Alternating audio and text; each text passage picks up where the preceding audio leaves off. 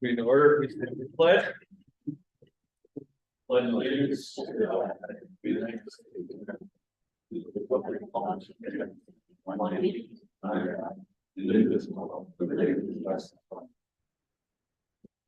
Roll call, please. Mayor Newbauer, Here. council members Udvig, here, Bauer, Here. Freckles, here, Robinson. Here. We will entertain a motion to adopt tonight's agenda. Do we have I will make that motion, Mr. Mayor. a motion by Councilmember Udvig? Do we have a second? I'll second. Second by Bauer. All in favor? Aye. Opposed? Motion carries. We will entertain a motion to approve tonight's consent agenda. We have a motion. I'll make the motion, Mayor. Motion by Councilmember Robinson. Do we have a second? Second by Councilmember Trexel. All in favor? Say Aye. Aye. Opposed? Motion carries. Meeting open to the public. We have, We do, it looks like we'll start here for the public hearing and one is here for parks. okay, Do you want to speak for parks? do parks first. Okay. Good evening, all of you. Some of you I know, some of you I don't, but I wanted to come this evening. My name is Barb Anderson. I live at 1903 229th in St. Francis. For many years I've been here and, anyway, I'm on the co-chairing the park commission now. So I just wanted to thank the people who organized that whole process. It was very well organized. We had a meeting already and it was coordinated, organized, and moved along. So we have a small group beginning and just wanted to say hello to each of you and hopefully get a chance to talk with you as the year unfolds. So, thank you. Thank you. Thank you. We have anybody else here for this public hearing? All right. So with that we will move on to the public hearing. Before that, we'll give our budget presentation. Good evening, Mayor, Council, residents and staff. Before you tonight is the 2024 proposed tax levy and budget. After the presentation, there will be time for public input. After that segment is done, the council can then approve the final budget and levy for 2024. Levy and budgets must be approved by the end of the month so that they can be certified to the county for the 2024 tax rolls. The city's budget goals are to maintain high quality and cost effective public services, address priorities set by the city council, and maintain a strong fiscal position. The budget process starts in April by estimating salaries for current employees. In May, department heads work on requests for their new budgets. In June, revenue estimates are made, debt service amounts are calculated, capital budgets are worked on, and the department requests are received back.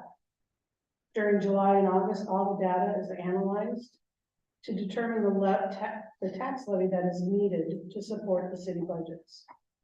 In September, the preliminary levy is set by council, and then in December, tonight, the final levy, budget and levy are approved. The levy is then certified to the county and to the state, and the final budget book will be completed in February and added to the website at that. So how are property taxes calculated in Minnesota? First, the city assessors determine the values of homes. If someone wanted to appeal that value, they have to do that with the county in the spring. You get a notice of your property valuation, and the one that takes care of that, all of that is the county. The work that's done in 2022 sets the values in for 2023, which generates the 2024 taxes. So this is a couple years process here. Second, levies are set by the governing boards. The city council set its preliminary levy in September. input from departments, salary estimation, bond payments, capital improvements, estimated revenues were all analyzed to determine what was needed for the levy. We then had a couple different work sessions with you guys, I think, to go over things and some of your priorities. Once the preliminary levy is set, the final levy cannot go up from there, except for, if you would all of a sudden sell a mountain, or if another special circumstance came up, like I've seen, disasters happen and they'll let you levy for that sometimes. Third, fiscal disparities is determined by the county. Fiscal disparities is a program that shares the growth of commercial and industrial properties in the metro communities. This takes any new commercial and industrial expansions since 1971 and places 40% into the common pool. The tax revenues from that pool are then divided up among the local governments in the 7-county metro area. This means commercial and industrial property is taxed at 2 rates, local and area wide. These amounts are then distributed to the communities in the metro area based on population and market value of all the property in the community compared to the metro average. This means that part of our tax levy comes from outside of our city.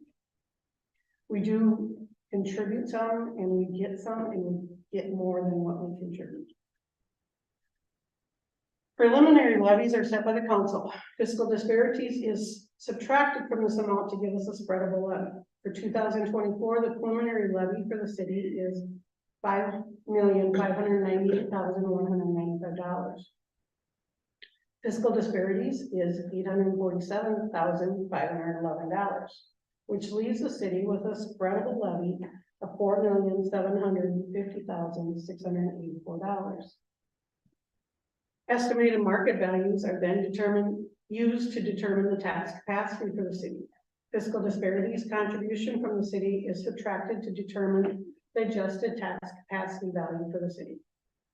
For 2024, tax capacity value for the city is $9,876,609, less the $400,990 for fiscal disparities and other adjustments, leaving the city with an adjusted tax capacity value of $9,503,375.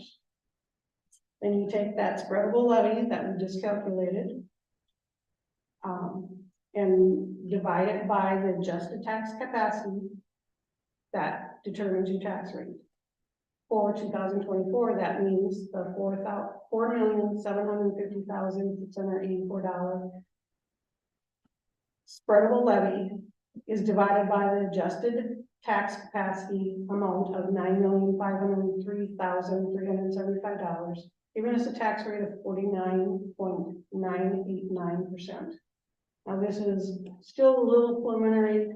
County will do some more adjustments before, but they're not very big before next year. So taxpayers should have received their proposed tax notice a couple of weeks ago. This notice shows the 2023 taxes and the proposed 2024 taxes. The first thing to look at when reviewing this tax statement would be the value and classification box. This shows how the property value is changing, if at all. On this example, you can see the property had a market value of $305,500 for 2023, and for 2024, its value is $302,600. So it actually dropped. Remember, those values are the ones that are set by the assessors and, with the Anoka County. Then, if you look, there's a homestead exclusion that's subtracted from that. And that starts out at a maximum of $30,400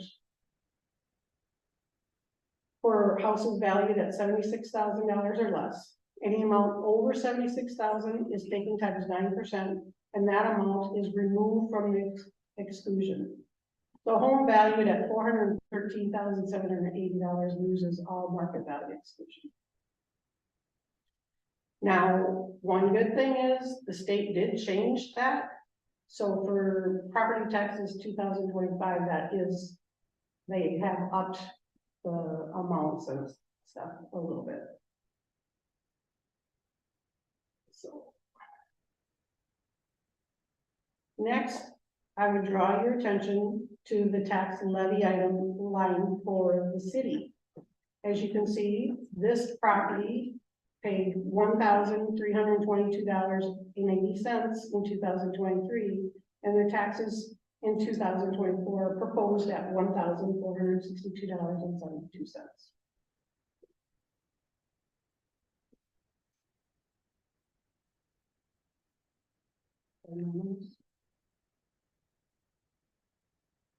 There was a second page included. This showed all of the different taxing jurisdictions and what their levy was last year compared to what it was this year and what that percent was. We're kind of in the thick of it, you know, there's some that were higher, there's some that's lower, and it's all based on how their city is doing.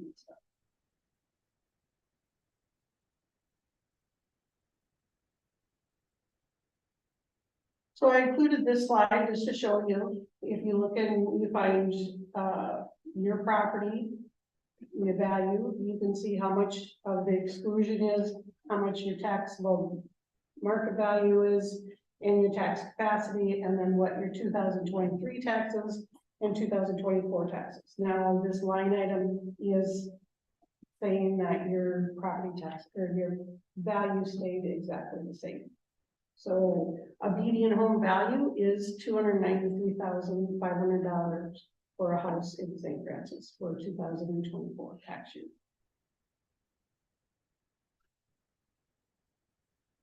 This slide will show you the breakdown. We designate money to different things in the overall breakdown is, first of all, the general operating or general fund, and then the debt service levies. Well, the general fund is broken down farther. We give 320 for 2024, 320,000 is going to capital equipment, which we did the capital improvement plan. 350,000 is going to parks. 50,000 is going to the building improvements. That's to put set aside money for ongoing maintenance of like the police public works building and stuff. 480,000 is going into that street improvement fund to fund street projects. Then the debt service, the 20,470 is going into the 2015 debt service. $327,220 is going into the 2017 capital improvement bond debt service. And that is the one for the police public works building. And then the new one of $820,505 for the 2023 capital improvement bonds, which is paying for the new city hall fire station. I included this just to show you how it breaks each year down into the tax rate. Going through that total levy, the fiscal disparity, we lost, we lost some more fiscal disparities. I would just put off some of that there's a lot of value that went away down in Minneapolis and stuff a couple of years ago. So looking back at the history of the overall levy, this slide shows the tax levies improved from 2015 to 2024, the proposed. Over the past 10 years, the levy has increased by $2,417,242, or 76%. This would be an average of 7.6% per year.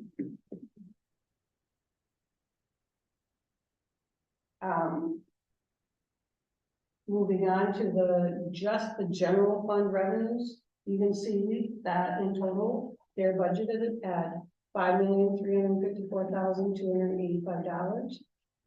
And we have property taxes line item, that's pretty self-explanatory. Licenses and permits includes our building permits. Intergovernmental, the biggest one there is LGA, there's some other grants that we get. Charges for services includes like the amount that we get for our fire contracts. Fines and forfeits are just monies that we receive from the state. Interest, there's some miscellaneous, and then there's a transfer in, and that comes from the liquor store. It's 65,000 this year, because the 15,000 will go towards the fireworks. And that went up a couple years ago, but we hadn't paid for them for a couple years, so we were doing okay. Local government aid is the second highest revenue of the general fund. And as you can see, the history here, it's been steadily growing. We had years, but they've fallen off here, that they had taken away almost all of our LGA and it's going back up. The increase for 2024 is $98,473.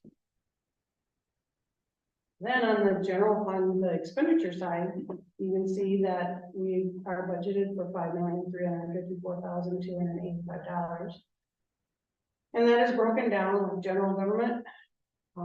That's in public safety, the public works, culture and rec, community development, and some miscellaneous. Total increase in expenditure budget is $240,310. Of this amount, personnel costs for the general fund, including health insurance and benefits, is about $161,850 for next year. So the budget is balanced at the $5,354,285. Now going back, I listed off those categories. You can see here the general government accounts for, administration, legal, auditing, financing, public safety takes care of all the police and fire services in the city. There's streets and recycling, which includes street maintenance, snow removal, and recycling days. Parks and trails, which provides for the playgrounds and park maintenance and skating rinks. Community development, which takes care of all the building permits, rental licensing, vacant programs, and work on citizen concerns. Then we have debt service, capital, and miscellaneous, which are self-explanatory there. We do have a few other funds. We have one special revenue fund, which we budgeted, those 3 debt service funds, and then the capital funds that we had talked about. And then one other big piece of our budget are the enterprise funds, but those are all funded through their own revenues they have. They do not get any money from the tax levy. I would ask if council has any questions at this time. Thank you, Darcy. Darrell, what are you? I do not have any questions on the budget. We did have several extensive work sessions that we pounded out and went through numbers and wrapped their brains and able to bring some of those numbers down. Rob? City report, I don't have any real concerns about the numbers. Like Sarah said, we had work sessions, talked about the budget. It's not where I want it to be. I want it to be less. It's 50% of the overall tax capacity. So I'm troubled with that. So that's basically my big thing is how can we reduce our drain on our tax constituents. So that's all I have.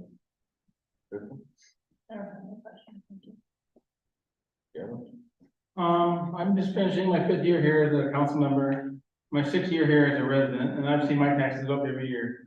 I do consider myself a fiscal conservative, and I like Sarah said, we vetted this thing out. We started earlier this year than last year because we knew we got a little behind. The biggest expense is investment in parks. And the biggest, next biggest expense is our city hall fire station. We had numerous opportunities for the public to speak on those things, open houses, plenty of advertising, media, as best we can in a town of 8,000. So I'm not happy that we have to do what we do, but again, when you look at other cities, well, since 2020, we were 5.5%, 5.47. Then in 2021, we were 11.6. Now then we were 10.2 in 22. And then we were 9.38 in 2023. Now we're 9.6. We can either stay stagnant and do nothing to improve our streets or our city, or put any reinvestment in what previous council members and cities, the citizens have built, or we can go forward. There's neighboring community that's raising theirs 20-some%. They don't like talking about it because they've always been the lowest in Anoka County. So, but now they're coming, the chickens are coming home to roost, so they gotta pay their dues. The cities need work. The people that are moving here are building $1 million houses. They want amenities, they want things. We already have some of those things, and they've been paid for with hard-earned money by the people who live here. We have a police department that the city wants, and the citizens want. They do a hell of a job. We have a fire department and a public works department. We have some people still complain about our wastewater and the water treatment plant. But again, I've talked to citizens too that you hear both sides. Some people aren't happy and some people aren't. Well, I haven't moved here. I haven't moved out of here yet. There's no for sale sign in my home. I plan to stay, even though it went up considerably, because I like it here and I think we're doing a good job. So I just want to assure everybody that I work with everybody here except for Crystal, who's pretty new. But we've really been physically conservative about what we're doing. We go very methodically, and the administration is back us up with good information, and we've always dug deeper for more information. So that's all I really gotta say. Thank you. I don't have any questions either. I think I'd kind of echo what Kevin said too. I think we try to keep them down as much as possible, but we also do have an expectation by our residents to provide services. And unfortunately, with the economy the way it is too, those services and those costs have gone up a lot lately. With that, we'll open up the public hearing and hear from the public. And we'll open the public hearing at 6:22. Tim Poland.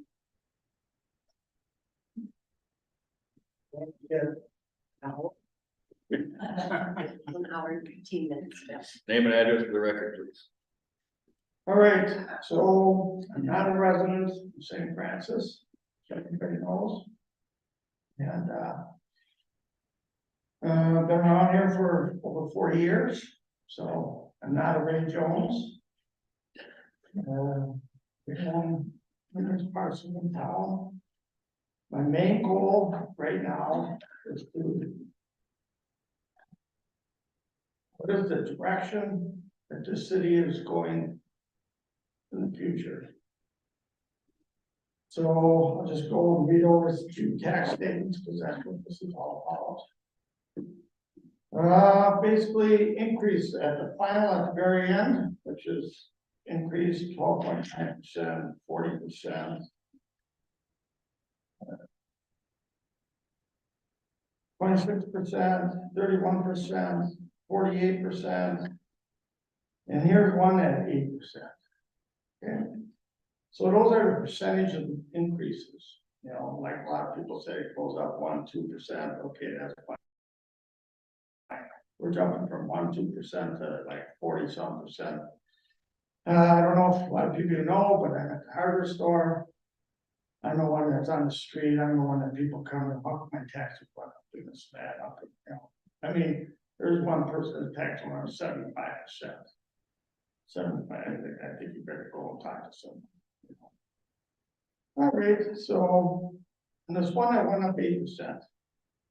So the values, okay, which kind of it's unusual. So it's 209,000 now. It's 208,000. Went down $1,000. Okay, right across the street, the house that we own went up $75,000. Just across the street, and we got a problem here. Something's wrong. Okay, but that's I gotta go down to the county. No big deal, but you're the council people. you hear stuff like this, you should be saying, we better look into this ourselves.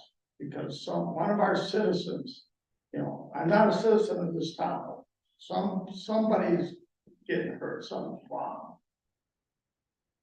So, with that, I'll just go over, so that was the tax increases. Valuation increase up 8%, valuation increase up 26%, 26%, 20%, 16%. You know, anybody know, you know, values are not up there anymore. Case, you want an example? The building right across the street from us is listed for $650. Everybody thought that's the market value. Sold for, I don't know, it's either 300,000 or 325. That's half price. You know, the building next door to us, what is that going to sell for? It's an empty, blank building. What does it look like? It's going to look like that for at least 6 more months, because nobody's going to buy it because of too much legal stuff. So, what's the value of the houses in this area? Just mentioned $1 million houses going up. The only places I see $1 million houses. Oh, I didn't mean here. Is in Oak Grove. That's what I was talking. And not in this town. No, I didn't mention. People don't even want to build low income housing, you know, and then renting, you know, what's low income renting? What's the renting for businesses in town? You know, you raise taxes up, well, guess what? Now the rents in all the places in town are gonna go up. What's that gonna do for our businesses? Anybody gonna come into town? Last 10, 15 years, what has actually come into town? Bob King, you should be very thankful. Everybody should go call up Bob King tomorrow morning and say, thank you for coming into our town and making our town. Because he's what made our town big and better, you know. Previously, all the other years, we get 1 or 2 people, try to get some people in town, and it grew a little bit here. We got the mall over here by Northland Screw. We got Northland Screw. He moved here. Temperature Specialist. They wanted to be here. All those businesses around here, they wanted to be here because they lived in this area. And they didn't want to go away. They wanted to stay in this area. They still want to stay. They still want to be here. City council should be going to those businesses. What can we do to make sure that you stay here yet? You want to expand? What can we do to help you expand? That's what's needed. Next thing is just going to be some comments and observations. Okay. This is the direction that the council wants to go to in the future. And I already talked about the last 10, 15 years, there has been no future. Nobody's, in essence, in a nutshell, people have gone away instead of coming here. I don't know if everybody knows, we're in a federally declared economic depressed area. This here in East Bethel. Can anybody substantiate that? Here's my substantiation. We own the post offices in St. Francis, East Bethel. Contract comes for our lease to come around every 5 years. They point out to all the economic stuff, or my accountant, and I'm not an economic person, but they just says, you're in a depressed area, we can only give you this much money. If we were in Minnetonka, we'd be able to get double what we get now. But we're paid because we're in a depressed area. And to prove this, right? Dollar Generals, okay? So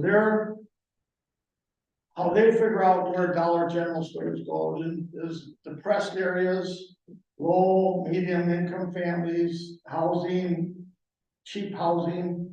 That's their formula for depressed areas. That's why they come into these towns. We look all around Pine City, more around Malacca, Princeton. Okay, they're small towns, but they're not your Minnetonkas. You don't see any of them in Minnetonka, you don't see any of them in Wayzata. Okay, all you see is around here. Well, I know bad it is here, we have two. How many towns does anybody even know that have two? We have two. And that's the direction I see this town going to. It's not good. I'll probably be dead in a couple more years, so I'll be gone. I won't be talking to you, so. Good luck.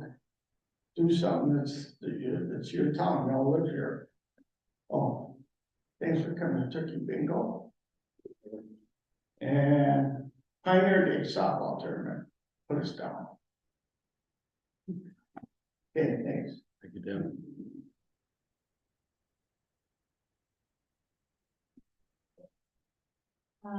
David Watkins.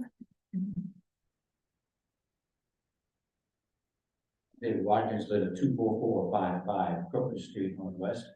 Moved here in 2015, built a house. And since that time, I moved back to 2020, Kevin, you had mentioned living here and then going back to 2020. I'm looking at the values for us, and one of the concerns that I have, and I was here last year as well, and appreciate the council making adjustments down at that particular point, still high.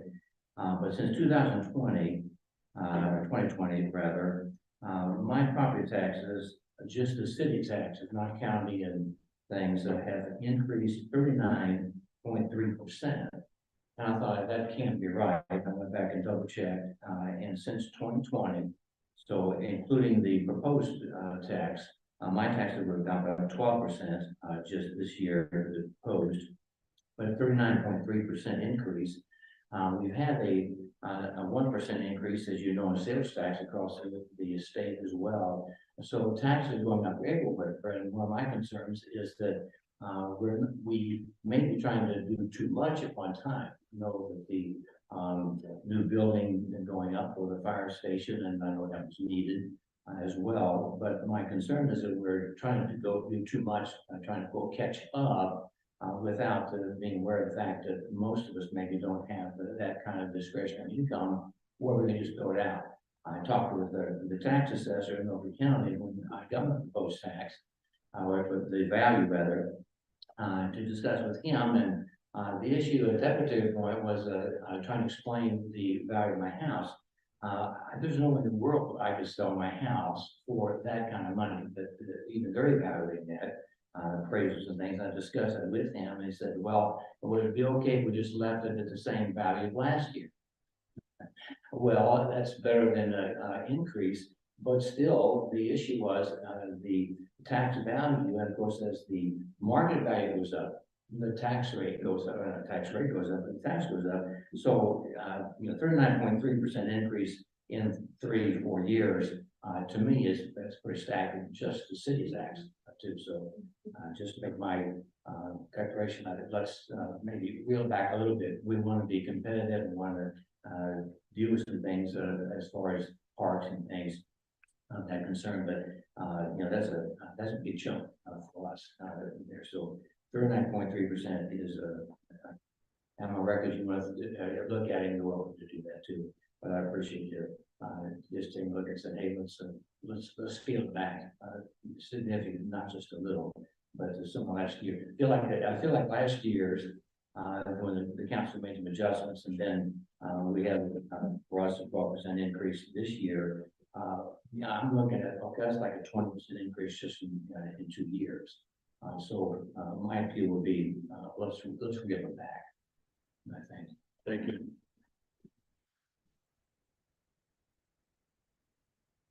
Connie Tillman.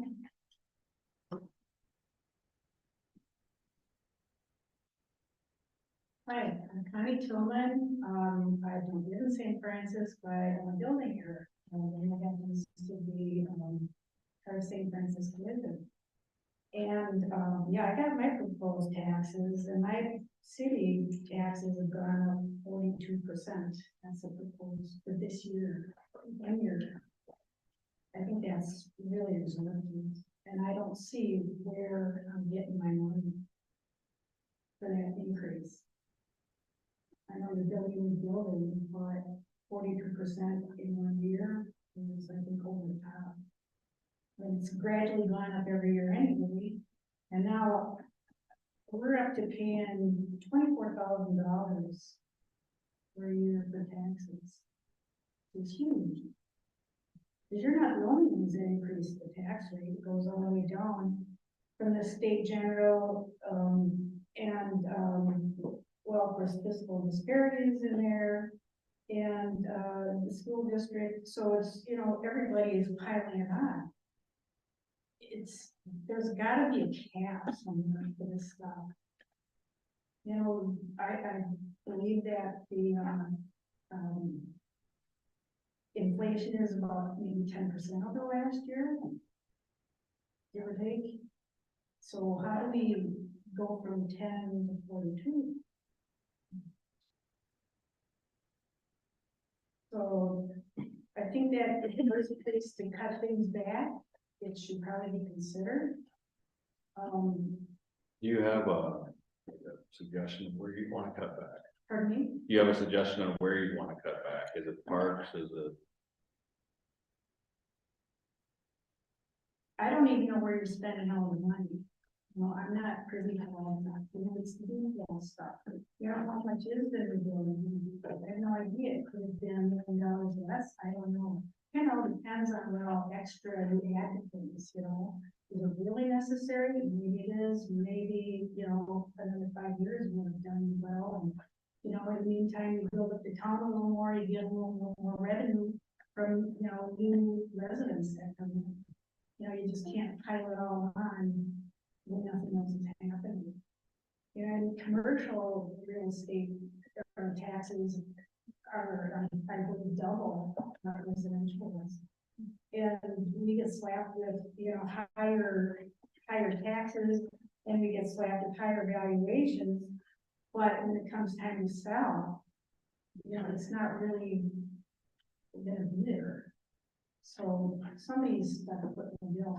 And in our business, because we have technicians, you know, hands-on skilled labor, you know, you probably all know what happened in that industry. I mean, any skilled labor, if you get plumbers and electricians like you used to, you know, they almost are non-existent unless you have to wait, you know, so you can get your disasters fixed maybe next week. It's hard to get any skilled labor. And these days, to get anybody, there aren't, you know, the entry level people out there. So you have to bid to get a guy that's got talent to come in, which means that we pay a whole lot more for those people. But we really don't get the increase in our revenue because the insurance companies dictate to us how much they're going to pay. And they base that on where you are in the metro area and the saying, you know, we're considered outside metro so that they think that we deserve less money than everybody else.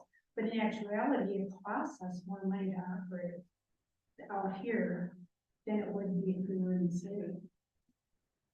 So, I guess I'm really concerned that, you know, taxes are going up fast and maybe you all can figure out where to cut back on this stuff anywhere and going forward as well. You know, let's not spend the money before we have more buildings coming into town, so you've got the revenue coming and it's spread it out a little bit. Mayor, can I say something? Absolutely. I understand your plight, and when you say 42%, are you talking about just the city's portion or your whole portion overall? That's just the city portion, When the 42%. yes. And before the meeting tonight, we had a discussion, and it's been out there already, that like, this is a snapshot of economics alone. No county's offering their sheriff deputies like an exorbitant amount of money to stay. They're like $10,000 bonus per deputy if you stay or new guy. I mean, everybody, the chips are stacking up so high, it's almost unbelievable. As far as why we did raise what we had to do. Excuse me, it's either we don't do anything for parks, which has been delinquent for quite some time. So we're sitting at these work sessions, which we've had probably the topic of finances was within 8 of the work sessions throughout the year, and anybody's welcome to come to those, by the way. But like, do we do something or do we do nothing? So we have standards and gopher mounds, or do we give something that the citizens do ask for and do want? There's new neighborhoods going up and around. We invested money in a neighborhood that was just coming to its conclusion now here. But again, we put up 200-some thousand for that, and we had matching funds for that as well. So we're being creative as far as money goes. We're using whatever grants or not free money, whatever available money is offered by other entities to help enhance our situation. But again, when the county is stepping into, and again, my taxes went up as well, and I don't own a business, so, and the businesses usually take a harder brunt no matter what city they're located in. And if you moved outside the city of St. Francis, then your customers wouldn't maybe not want to go as far. And it's just a domino effect. But as far as the city hall and whatnot, again, we've talked about this almost a year and 3/4 time. And again, we sent out notices and talked about it, and we weighed out the disparities between what we have now and what we need in the future. At least with the fire station, we do need a new administration building, and that was the smaller part, that's probably the smaller portion of the office building. But the fire station, again, if we grow and we have something minuscule to serve the growth, we'll be behind already. So we're trying to build for the future. Things will change. We had, I think, collecting, confirming, we had 7, maybe 8 housing permits this year for new houses. Like Tim said, nobody wants to come here. Building prices have been up 25 to 35% with the cost of materials.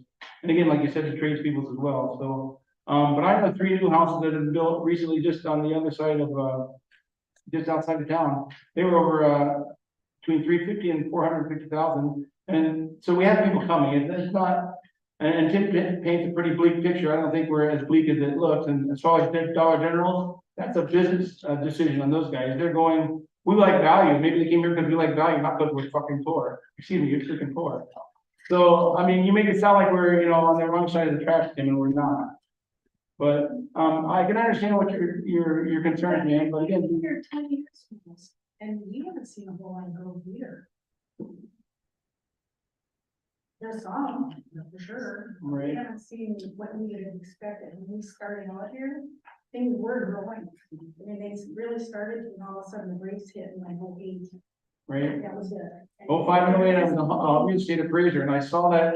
I was taking pictures of people with boats and jet skis and new cars, and then 2 weeks later, the house is in foreclosure. So I saw 8 months of that actually as it came and went, and that's gonna happen again. I don't agree with these house valuations either. Again, like the gentleman said here earlier, his taxes have gone up 39%. Can I get that for my house now? I don't know that. I'm not in the real estate business now, but again, what goes up, and then they just change the levy value. I mean, your house may come down, but they're gonna up the percentage of what they need to still keep things going. But the problem is, when things go up a lot for tax wise, values do drop later, taxes don't drop with it because you still need to spend the money. Right. You're already Just spent. report what's already taking place.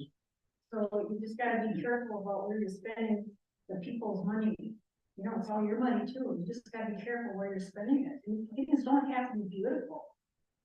So you don't have to have gold plating on things. No, I understand that. That was one of our main pushes as far as this new administrative building and fire station building. No, it wasn't gonna be opulent. It's not a Taj Mahal. It's supposed to be a functional, efficient building that'll last us for hopefully 70 years or more. And the way it's going to be built and the way the architecture and whatnot. But again, like I said, when I moved here, I built a house and I wasn't happy with what was city council, or not council, but the inside administration. I felt I wasn't treated very fairly. So I said, I'd rather be on the outside looking in or inside looking out than the outside looking in. So I ran for office, knocked on 1,000 doors to be here. So, and I enjoy it. And I hope I've done a good job. I haven't heard a lot of good reviews one or the other. I got 3 stars before. But I really feel that, I've been at every meeting, my attendance is impeccable. I've watched this, how it's all come together and whatnot, and I've raised my voice when need to be, and been quiet and calm when need be as well. And again, we got elected to be here to do a job. It's not always the easiest job or the most fun job, but we still have to do it. And I think we've been even-handed and consistent in what we've done so far. That's all I can tell you. As far as why things go up, we could have done away with parks, we could have done away with no building, and then still had, our taxes could be low again. But as things do grow and things do progress, you got to have the facilities in place to serve those needs. And we had some stuff in the wings and stuff, but again, the economy seemed to pull back within the last 2.5 years, for many reasons. that we didn't expect, but again, we weren't spending money 2.5 years ago, we're still looking at the future, but if we do nothing, we'll just stay, we'll get, stagnant, so. I understand what you're doing, What's that new police station going to cost us? $13 million, The city hall fire. City Hall Fire Station.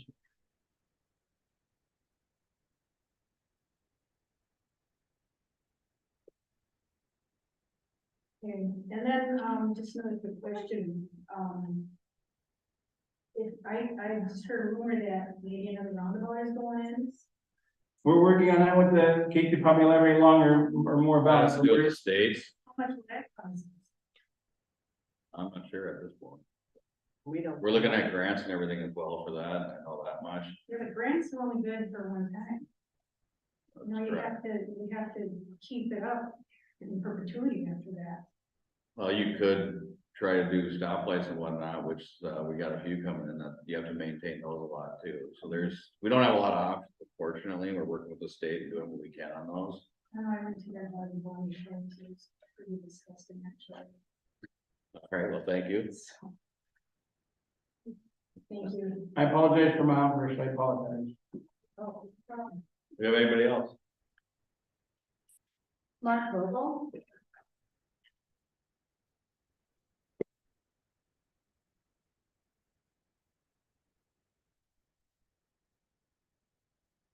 Good evening, my name is Mark Vogel, and I reside at 2540 243rd Avenue Northwest St. Francis. Here we are again. I was here last year around the same time, concerned, upset about a proposed increase in my city of St. Francis taxes. Last year, the proposed increase was 26.5%. After some back and forth, the council work session several weeks later, my actual increase for 2023 was 14%. Tonight, I'm here again because my city of St. Francis proposed increase for 2024 is 14.8%. Even with a drop in my estimated and taxable market value. Shock and dismay are the words that come to my mind. How does my city think double-digit increases 2 years in a row is acceptable? I find it ironic that the same city council recently approved a 3% COLA increase, cost of living increase for their employees, and turns around and taxes them at double-digit increases on their homes. You don't see the irony there? I reviewed the city's 2024 proposed budget and tax levy information that is in your board packets.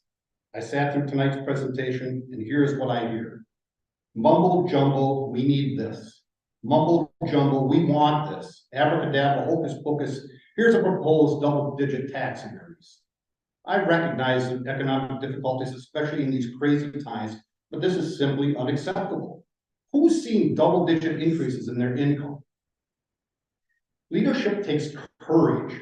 Courage means making difficult decisions. Courage means sometimes saying no. When I see proposals for additional staff, such as a shared administrative fire department position, routine replacement of a Bobcat, Toolcat, etc., maybe a no is the correct answer. Maybe when a citizen comes to you and says, I want this for the parks, maybe you have to say no to a citizen. It is not that these are not needs. It is simply they cannot fall into the budget at the same time in order to keep taxes to a minimum. It is these kind of difficult decisions every homeowner makes every single day. Do I repair my worn vehicle, or do I struggle until I can replace it? Do I replace a dishwasher, repair or go without it? It appears these difficult decisions are simply and routinely being passed along to the taxpayer. Leadership is not pass the bill to the taxpayers. Leadership is not a rubber stamp with the words approved on it. It appears this city, my city, values its own wants and needs over the average citizens, as evidenced in my property tax records. In conclusion, for the first time in my 23 plus years as a resident of St. Francis, I find myself contemplating a search to move. This is not sustainable. Being taxed out of one's very home is very distressing. Can this city recognize that placing the city's wants and needs over the average citizens is not a sustainable path forward? Or will we experience a bad version of Groundhog Day starring Bill Murray, or next year, another large tax proposal lands in our mailboxes. Only you know, and time will tell. Thank you for your time. Thank you.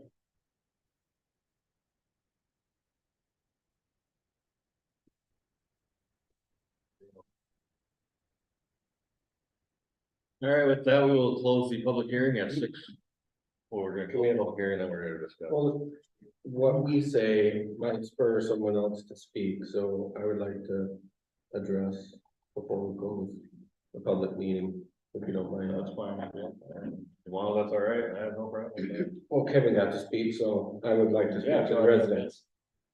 As you know, if you follow my record, I voted no against the budget last year because we overspend. I'll vote against the budget today because we overspend. I've been a firefighter for many years. I am not anymore because the city doesn't allow me to be, because I'm an elected official. So we could have one police officer for every resident. We could have firefighters galore. But what we can't have is so much staff that we overtax our residents. I've been fighting that fight for years as a city council. Just so you guys know. Thank you. Sarah? Why not? So I haven't been part of this process. I'm new. I've been listening. I've been hearing things. I am absolutely feeling your pain. I opened my tax bill and I laughed and I thought, well, whose house do they think I live in? Because it's clearly not mine. So I get that. I got the same sticker shock that each and every one of you did. I too am not happy with the tax increase the way it is, and I do think we can do better. Unfortunately, I don't know the conversations that have happened prior to me. And I can take a look at them and I can review them as we go. But that's where I am at with this. So I appreciate each and every one of you coming up and talking to us. It's hard. It's hard to get up there and it's hard to talk to folks. And I don't want you guys to think we're not listening and we're not hearing. I don't want you to think we're being dismissive, because by all means, never. You know, your opinion is what matters the most to me personally. So I wanted to thank you guys for coming out for that. Yeah. May I speak? Oh, I don't have that permission. You want us to step up and state your name and address for the record, please? I wasn't on the agenda. I'm Deborah Behringer. I live at 2588 245th Avenue Northwest, St. Francis. And all I have to say after listening to various people speak is please don't bite the hand that feeds you. Connie and this wonderful gentleman who's funded so many things for the school district over the years. They provided great service to constituents. And I'm so glad I don't have to go elsewhere, but please, you are fighting hands that feed you. Thank you. Thank you. No.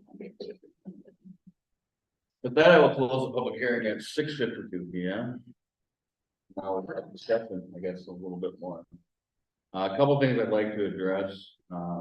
You know, we started looking at these building situations many years ago. For me, I thought, hey, let's do the liquor store first. It's not tax dollars. It all comes, it funds itself. That turned into something worse than what I would have preferred to happen. I think we spent too much on that, but that did not come out of tax dollars, and we're not recovering any funds from that from tax dollars. So that particular project did not affect anybody. We immediately started talking about the City Hall fire station, and I don't know, some of you realize that I'm sitting here today, one, because we lost Steve, and two, because we were all mad about the water increases when they came out the way they did. You know, we were able to get those down 20% for a period of time, and now they're gonna probably have to start increasing slowly rather than exponentially the way they did originally. Not anything we're happy about. We have to pay those prices as well.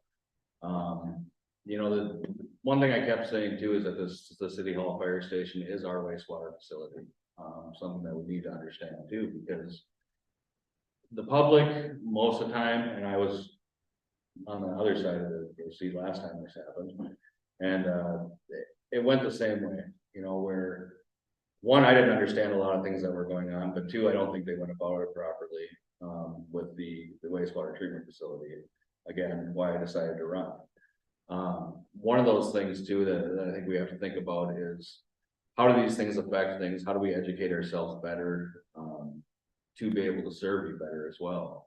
You know, when one thing that I think drives me nuts as a public servant is that everybody's mad, nobody's happy, it's a thankless job.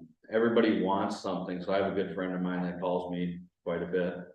I think we all know who he is, but you know, he'll tell me too, he's mad that his street's not plowed fast enough. He lives in the more rural area. I explained to him too that we can buy another plow, we can hire another driver. That's gonna cost everybody a lot of money to solve that, to get them out there quicker. We are expected to provide that service to keep those streets clean, in the winter time. We can do those things. We can build a community center. We can build all this crap, but somebody's gotta pay for it. And that's why we don't have those things and a lot of those things. And a lot of people want these things, but we can't afford those things. There are services too that we're expected to provide. You know, police, fire, streets, parks, so on and so forth. We've had to scrape up some parks because we're not funding our parks properly. We're trying to fix those things, and that's one of those things too that I think we've done some decent things since I've got in as a council member. I think, you know, the street project, the street fund is a good thing because most of the public, in my opinion, at least, from my experience, thinks that taxes just pay for your streets. Well, they weren't paying for the streets, you were being assessed for your streets. We can lower the taxes by cutting the street fund, but if we do that, and they come to do your street, they're gonna hit you with a $10,000 bill, or I don't know. Assessment, you know, but I don't know what you paid, but Rob was one of the last streets that got hit with the assessment before we implemented that plan. He's kind of getting hit doubly in a way because he had to pay his assessment and he's, you know, part of the taxes. But we are expected to pay for these services and provide you these services. And if I call 911 and they don't get there fast enough, even if we lower your taxes by half of what they are now, you're gonna say, what do I pay taxes for? And yet they're half of what they cost now. So that's what those tough decisions that we have to make here too. None of us want to raise your taxes. I can tell you that. I don't want to pay more taxes either. We do have to have those discussions and have those conversations too. You know, I think personally, I feel as though I kind of fought the building to try to push it out a couple years as long as I could with the economy the way it is. But either way, we have a council up here that, you know, we do need a new fire station. I've seen on social media people complain, well, it's a perfectly good building. Okay, it was standing, I'll give you that. Whether or not you want to say it's a perfectly good building and it suffices, that's one thing. Could we have waited a couple years? Well, then you get the argument too of whether or not costs are gonna go up then or not. So at some point you have to pull the trigger to be able to provide these services for the people. Those are hard decisions that we have to make. I don't think that we're being too extravagant. I do worry as well as some of you have mentioned that we're doing too much too fast. I think we moved into the building project too fast, but nonetheless, it is a need that we need to address. We need to address parks, because if we don't address parks, it's where are my taxes going? I don't see anything. Well, guess what? We haven't funded maintenance of parks until now. So there's a lot of those things that, again, we don't like to see. We don't like to see increases. But also, if we don't maintain them, people are here making the same arguments too. So those are tough decisions, I think, that we do have to make and we have to look at. It's not that, you know, the COLA is, I mean, you know, to me, that's a little different. I don't understand how somebody's taxes could go up 42% one year. That one baffles me. I don't know how that's possible unless your valuation is increased that much. That one blows my mind. You know, I'd be interested to see that one, and I would definitely encourage you to go talk to the county about the property values if it went up that high as well, because that wouldn't be the city charging you if we're up in it, what, 9%. I don't know how it could go up 42%, but that seems really odd. Hearing two people mention the assessor makes me want to have a conversation with our assessor as well and just kind of see where things are at. I know that, if I understand the process properly, whether the county does it or our assessor does it, it ends up back on the county's desk at some point, and they look at it and decide whether or not it's fair. Him asking you to just leave your value where it was last year, that kind of makes me question what's going on there too. That's pretty odd. So I think we'd all say we want it, lower than what it was, or if they were coming higher. That's concerning to me for sure. So thing is we do have to provide these services. Costs are going up, across the board and everything right now. And it's not something we want to see. I think with the, the building is a huge part of it. Be able to provide you with the services that we're expected to provide you to. It does cost money, and that's not something that we take lightly. I mean, we have long work sessions, we argue about it. Again, Crystal's more new to a lot of this. She's only been here since September. So, there's September there. So, I mean, I have some notes here that I wrote down as well. And we don't take it lightly. And I don't know, I mean, the one thing to get to my point, which I've rambled on now.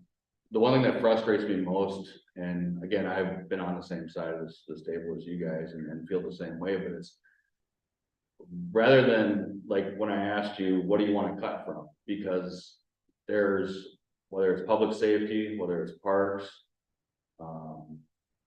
public works with streets, where would you like to see the cut? Because every dollar is attached to something. Is it administration? Is it, we want to be able to serve you, and we're open to suggestions. We're not just sitting up here saying, this is the way it is and you have to deal with it. If anybody comes to us with suggestions of solutions, we're happy to listen to them. But we do also have to pay for the services that we're providing. As a service provider, it's a public service. So that's one thing that I get, it's frustrating. I hate to see taxes in general, across the board, especially federal. But property taxes, I think, is the one, given that I've been doing city work for quite some time, that I understand a little better of where my money goes. State and federal, you got me. But, I think these things are things that I want to hear from the people. I think we all do. And we want to hear you come up with solutions. But in order to cut things, we need to know where you want to cut. Do you want less park maintenance? Do you want less money going to parks? Do you want less money going to public safety? I haven't seen that or heard that from anybody. Everybody wants the services, but nobody wants to pay for them. And I understand that too, because I don't want to pay for them either. I've sat down with Todd, looked at the schedule of officers, and when I first got elected, I'm thinking, we got a lot of officers for a small town. I sit down and I look at the schedule, and you're like, we almost need more, but I don't want to pay for it. And we're doing well the way with what we have, and he's done very good at being conservative with his numbers too. So there's things that we have to look at all the time, and judge those things and decide things. Nonetheless, the building is on its way. We pulled the bond for it. It's official, and we have to pay for it, which nobody wants to hear. Nobody wants to pay for it, and I don't blame them. But unfortunately, we do have to move forward with those things. And we've had, hearings on whether it's 47. We've had a lot of things with the building going out. We've had some residents come up and say we're not being transparent about the building. Yet we've mailed things out to everybody. I've been begging for involvement since I got in, many years ago. And we want to hear from you, and we do want to hear solutions, but we want to know where you want to cut from too, because if we had 10 people come up here and say, we don't want to maintain the parks, we want to cut that money out of the budget. That's something we discussed during our work sessions and say, the people said they don't, they're not worried about the maintenance of parks. All these things cost money, and unfortunately, it's something that we've been looking at. Again, the parks have not been funded until now. If you want to continue to go without that, we'd love to hear that, if that's how you feel, and we can look at cutting those things. Have you clarified, what do you mean the parks haven't been funded, so what are you doing different? We do not have a maintenance part of the parks. We have not had any maintenance part of the parks. We've actually had to remove a couple of parks, or at least one. We had to scrape up the park and take it out because it was in such disrepair, because councils for many years, similar to surrounding cities. You try to get by, you know, at the least cost possible, right? And I don't blame them for that. But at the same time, that can create somewhat of a butterfly effect. We have not had a maintenance budget for parks to maintain the parks. So we haven't even looked at maintaining the parks. We had to remove a park because we didn't have the money to maintain it. So we're looking at what do we do to be able to provide these things for people, right? There's been people too that have talked about a splash pad. To me, that's kind of insane, as given the cost of everything. That's my personal opinion.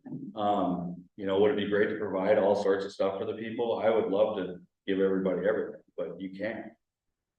It costs a lot of money to do that. So those are things that we have to look at, but we didn't have a building maintenance. We didn't have anything for building maintenance coming from anybody or anywhere, until just recently.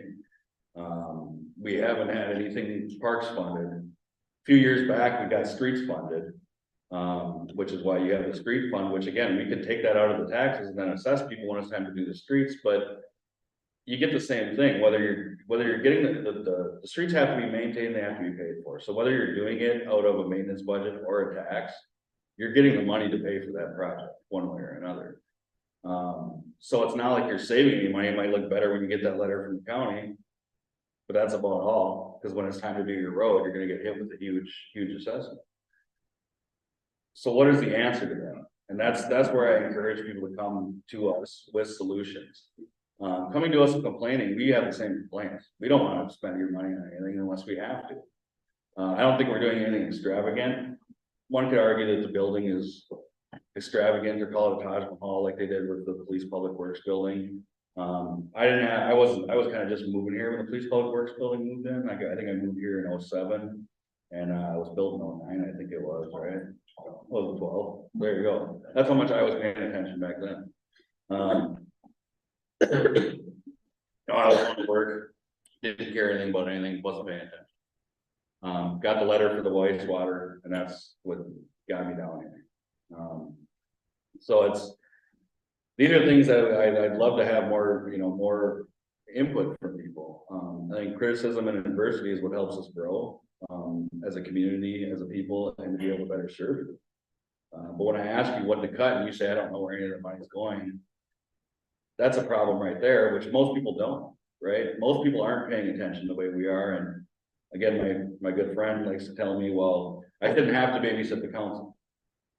Nobody's asking to babysit us, but we do need your input as far as, where do you want to cut that money from? What don't you want your money spent on? Because if we get enough people to tell us what they don't want our money spent on, we're your representatives. We're gonna say they don't want, they don't want to maintain parks, or they want less police service, or they want less fire service, or they want whatever it is.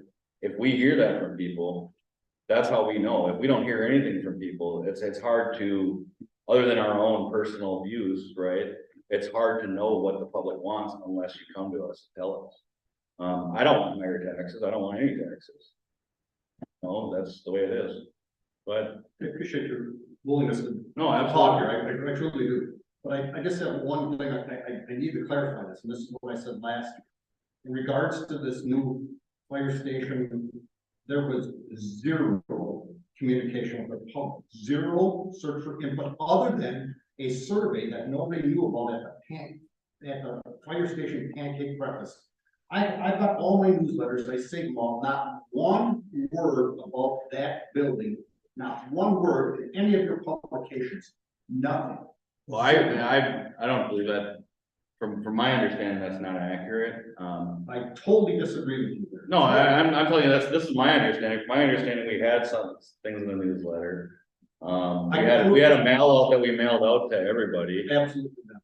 And if you didn't receive it, I don't know what to say, but I don't think anybody received it. Ask me right here.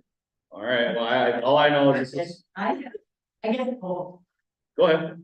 Well, I participated in went to the open house at, I did get a mailing on it, so at least I got one. Because she probably signed the thing at the pancake breakfast. No, I didn't go to pancake breakfast, but I did go to the open houses that were advertised. I went to look around because I had these same concerns.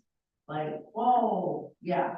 So I went to the city, where the city that, and they had an open house of what it looked like and how. to City Hall Fire Station. City Hall, and then at the big community gathering, they had a big open, they had all the plans out.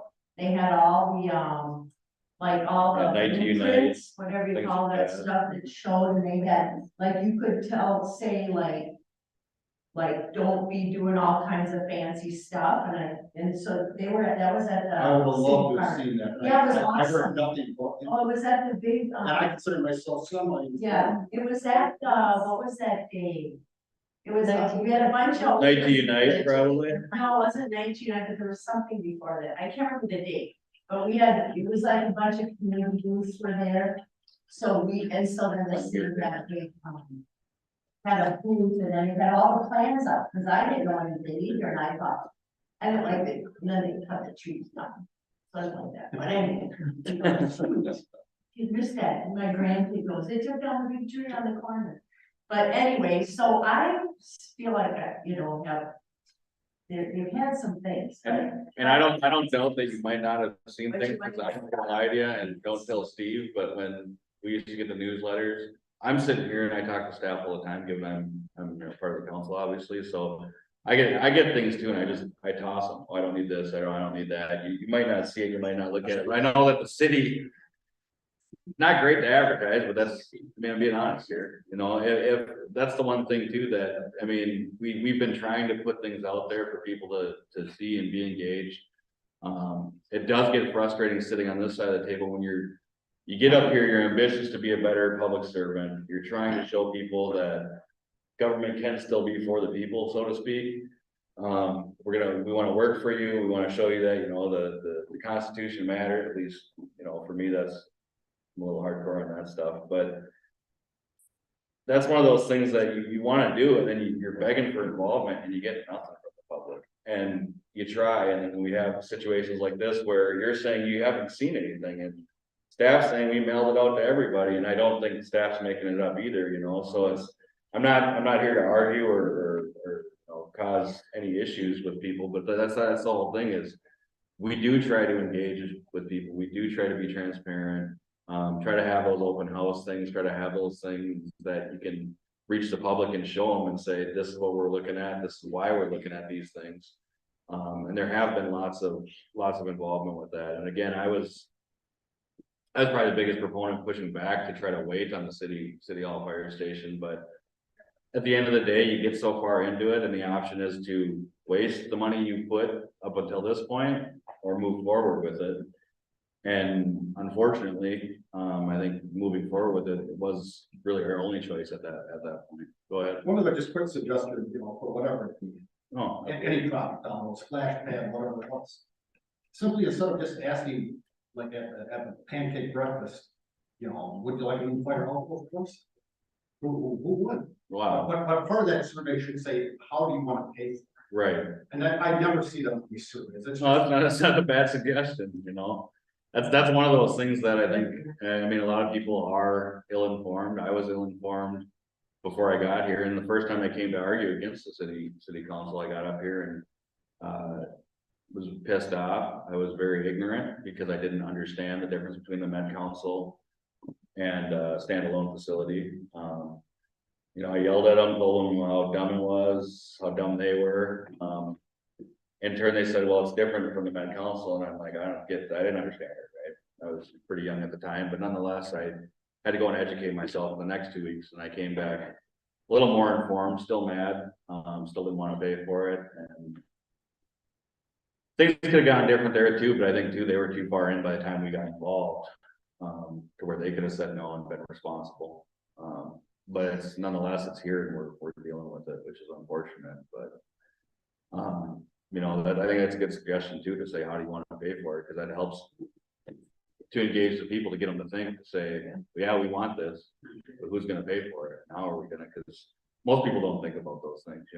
We go to work, we come home, we pay our bills, we go to sleep, we do it all over again. So I understand that.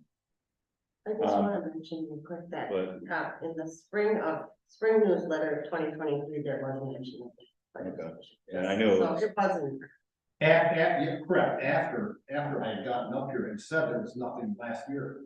Well, yeah, I remember you complained about the, cause the bond money was starting to come out, but you're saying, where is it going? There was absolutely zero mention of the fire station on even the website until after I got up last year and talked about it, even on the website. There's nothing on the website, and there's nothing in any of your newsletters prior to that. And I don't know the timeline of everything, you know, I'm not doubting that's a possibility, but that's one of the things as far as going forward too, that, you know, something we have to learn from too, and take the public input and move on with. So with that, do we have? Comment or suggestion? Go ahead. Communication is a real issue in all happening in St. Francis. I think everywhere, Pardon? but I said, I think everywhere, It's really bad in St. Francis, because there isn't a newspaper here. Do you notice that there's no newspaper here? Anybody see one? but all I know is they have the courier and then, It's gone. It's done. That's not, yeah, the city can't run a newspaper. Zimmerman, and we have, That's a newsletter, that's our newspaper, that's, that's not a newspaper though. And- but that's to tell you what's going on in the city, that's our newsletter, that's telling you. If you don't get it out of your mailbox and read it, that's, I mean, Joe throws it away, I read mine, I read it online after I read it in new print. That's me, I'm weird, I get that. you do what you do. Yeah, It is thanks. what it is.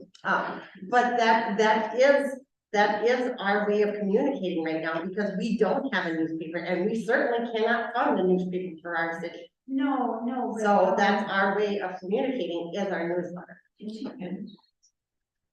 Go ahead. I live in Zimmerman, and we have a really great little newspaper that comes in quite frequently. And it's full of all kinds of information about what's going on locally, and that includes city happenings. And, I would. But it's not a love to city see- run newspaper, is it? No, Okay. no, it's, I don't know, some, privately owned little newspaper, just like, the ECM Corporation. They put out the Scotsman and some of those other things, but they're mostly advertisements. On ABC touches base on some of Yeah, that stuff. I think ABC and ECM are. Very little out here. But, if, we could get enough people interested, we could maybe convince them to bring their newspapers farther south into St. Francis and include, this community. And then, deliver to everybody in town. And I get free newspapers. It's not that I pay for it, but I get probably 3 different kinds over there regularly throughout the month. I wouldn't be opposed to that if somebody wants to start a newspaper. Rob, what are you doing? I would argue what you do with your content here is lacking. Yeah, it's limited too. I mean, we could, again, those also cost money too, so. It's one of those things that we talked about actually reducing those previously to save, I mean, a little bit that we would save.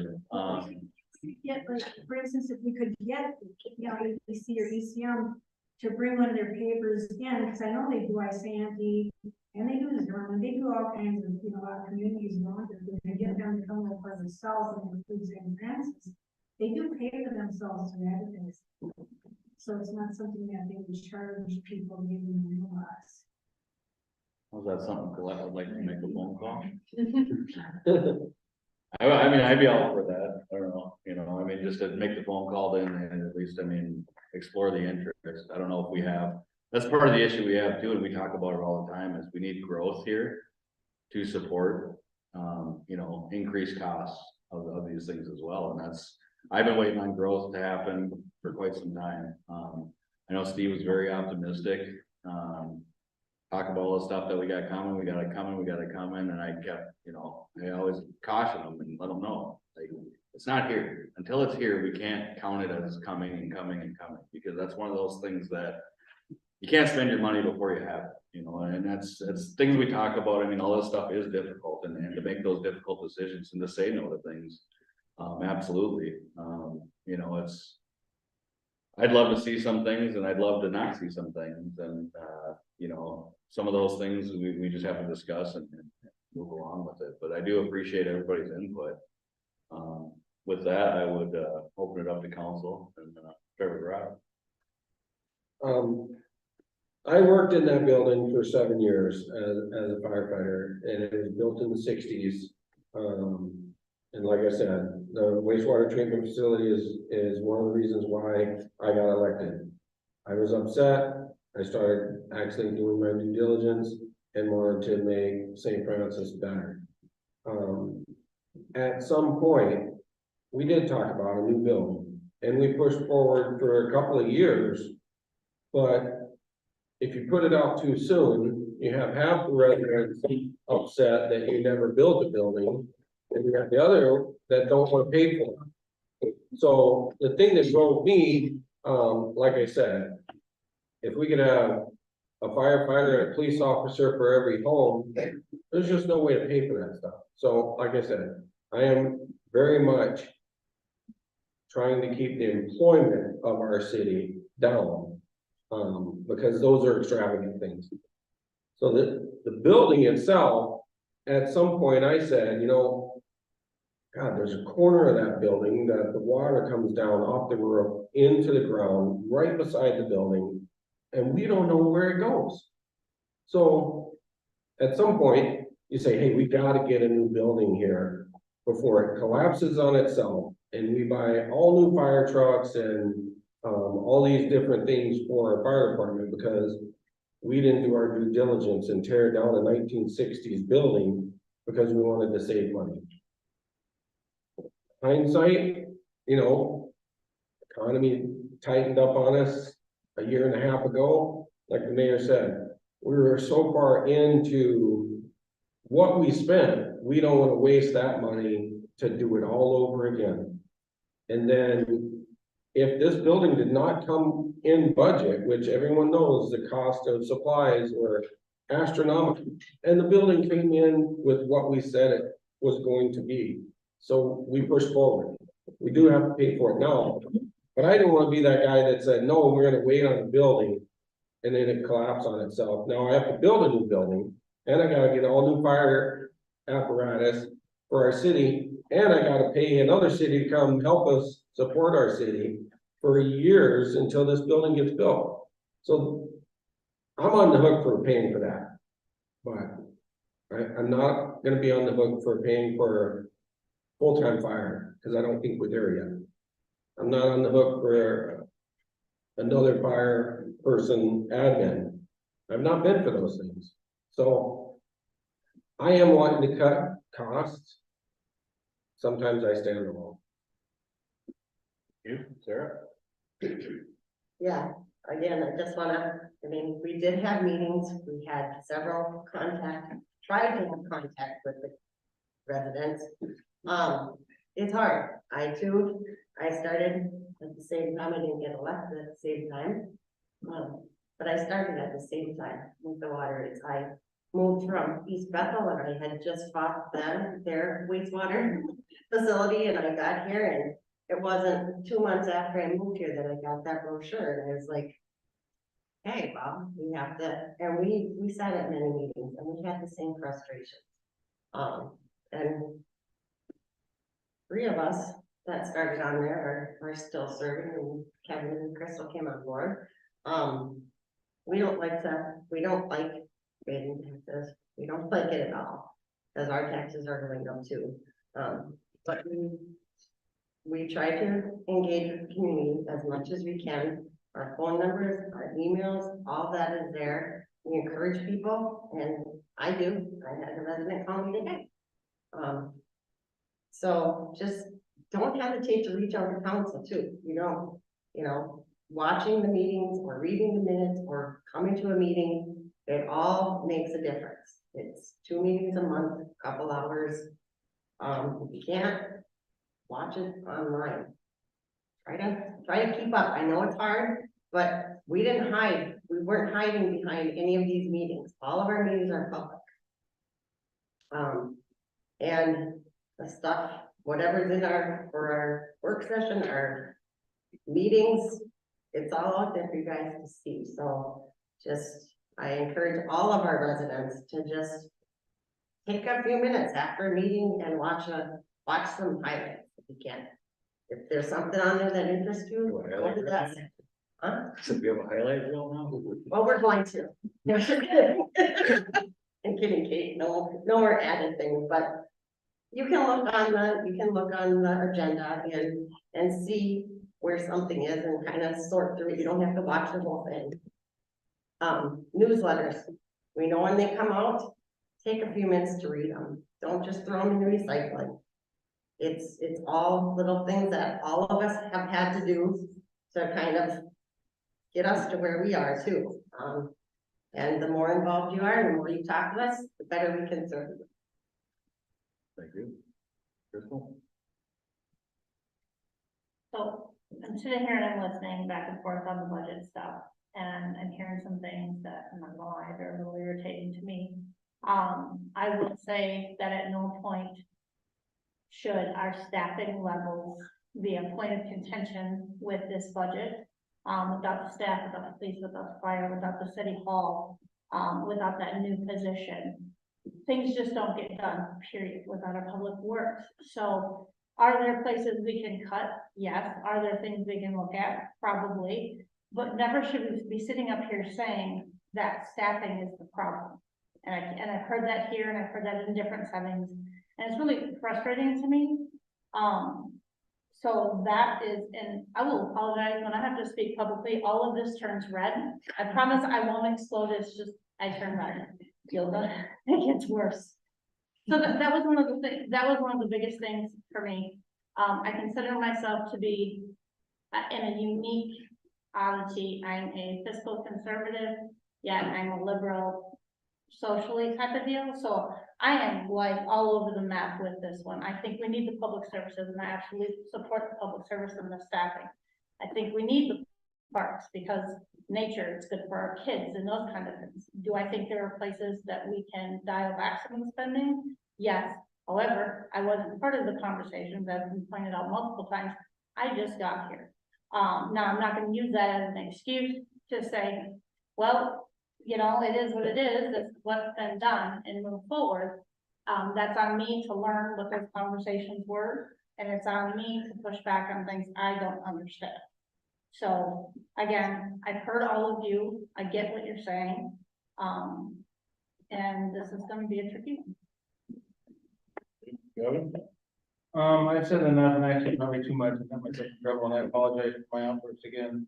I feel very comfortable what we've done the last 18 months, what's caused some of this rancor and the rise in some of the costs we have to do. Again, we don't take the job lightly. I don't certainly take the job lightly, and again, the administration and stuff that we work with, we do everything with facts and figures. It's not just pie in the sky. As far as reaching out to the public, this is the most people we've had here in 7 months. Prior to that, there's been no one here. And again, the media reach out or outreach that we had with we're doing the best we can with the technology that's available and what's in the building. But again, people need to be involved. Like I said, I moved here 6 years ago, and then I came out and ran for election for a reason, because I felt slighted and didn't feel like I was being listened to. So, but again, I appreciate everybody coming out. It's a little late as far as the tax situation, but again, you know, the county says the deadline is actually within a couple of days, if not this week. We have to have it certified by the end of the week. Right, but as far as the county changing their numbers and doing, you know, what's They're not different. gonna send out another state. Exactly. So, but again, I feel we've done a good job vetting out, and if you don't like what we've done so far, you can kick us up next time around. Our heart's in the right place, and we're trying to do the right thing for all the citizens concerned, not just a few citizens, but everyone does matter. Thank you. Well, I'm probably gonna give myself one. If we were to have a work session discussing some of these things, or ask the council, how many would want to discuss the budget, we could continue until the next meeting, or is that pushing? That's what you did last year. What would you cut, Mayor, if I may ask? I mean, the part. Yeah, well, I personally, I don't see anything that we would cut, personally. What I would like to do, I guess my thought behind that is to give the people an opportunity to tell us where they want it cut. And whether or not that's something that they could do, you know, it's, to me, I don't know where we would cut, like I say, as much as I hate giving the money to the parks, and that sounds really bad, but really what it is giving any money anywhere, I hate to give, right? But with the parks, the one thing that I worry about too is, I mean, I'd like to see more kids outside for one. We need parks to do that. I don't know if kids go outside anymore. I know mine kids periodically, but not as much as we did. I kind of wonder what those things, like we had a new development, come in, they were talking about pickleball courts and whatnot. And I'm thinking, most of the tennis courts I've seen throughout my days are just dilapidated and destroyed and nobody's ever on them. Again, that's on the developer, I guess, that wants to build the park, but we have to maintain those things, so. You know, we look at those things, but I don't really see anywhere where we would cut this year. We have to pay for the fire station, we have to pay for staff, we have to pay for the parks. Again, we have not had, this is something where we're playing catch up too, and we've been playing catch up since I got on too, which, there was, I think, one year where it was like a flat rate where we didn't raise it. If I remember right. Okay, so there was one year where we didn't raise it, and then, I mean, since then, we're looking at all these things to where we're getting staff to help us look for things. You know, I was asking the question is, where did all this extra work come from, right? We haven't grown that much. But a lot of it too is a lot of stuff that's not getting done. And you can argue, why is that, right? I have the same questions you have. Is it because staff isn't doing their job because they're asked to do it? Is it because we don't have enough people to complete those jobs? You have to ask all these questions. And those are things that we get into and we have to do. So I personally don't see a reason to continue it, unfortunately. But if we wanted to, you know, give people an opportunity to come with suggestions, we could do that. If not, then we can move on. But that's why I'm kind of asking the council what you guys really want to do. If you want to continue until the next meeting, or if you want to just go ahead with the vote tonight. Right. Well, we most definitely have a work session. I think everyone knows my views on these added employment opportunities for another one employee in the city of St. Francis. That to me would save $100,000, but I don't think a work session is gonna move anyone in that direction, so. Okay. That's where I would save money. There. I would be more than open to a work session.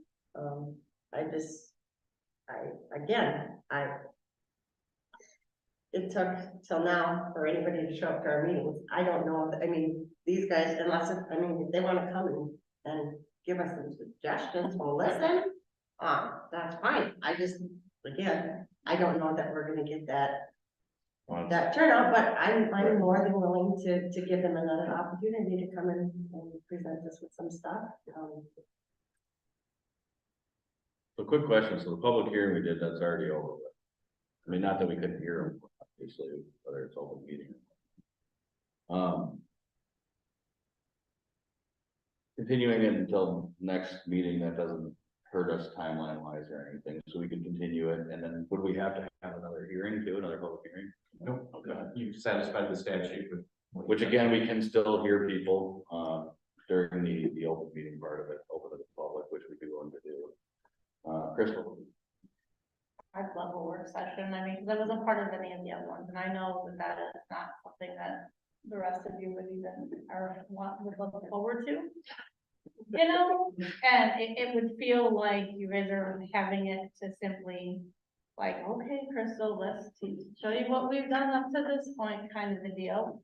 But it would also give the opportunity for the folks who showed up tonight to come in.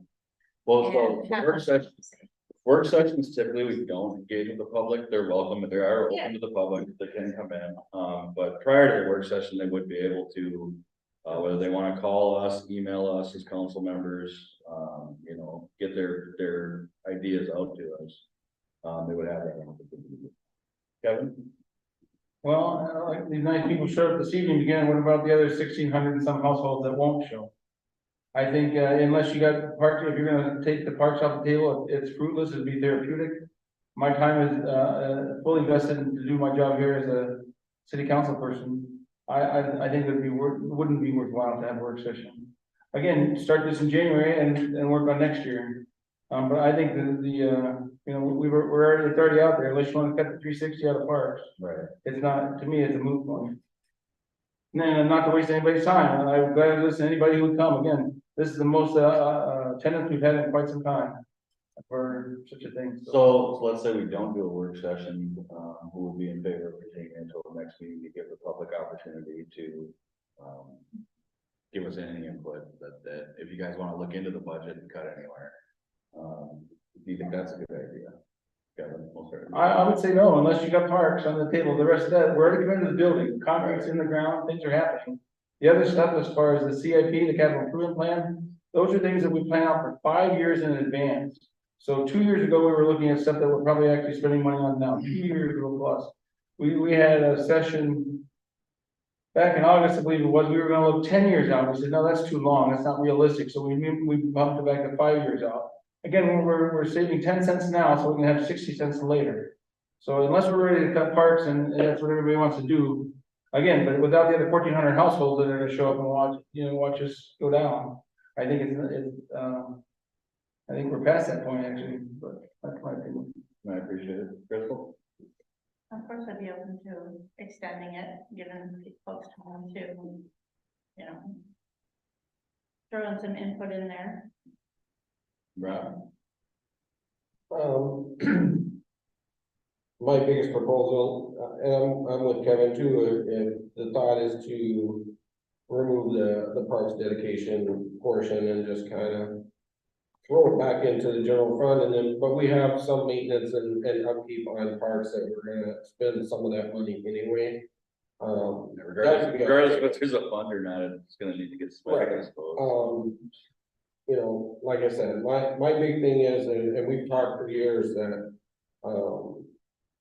it isn't city employment. I mean, like I said, I'm from the fire department background. If we could have 800 firefighters running around St. Francis and protecting our residents, absolutely, but we can't afford it, and we're not there yet. We haven't grown big enough to be a Brooklyn Center where we need full-time fire staff. We just don't need it. That's where I sit in opening this back up and cutting spending.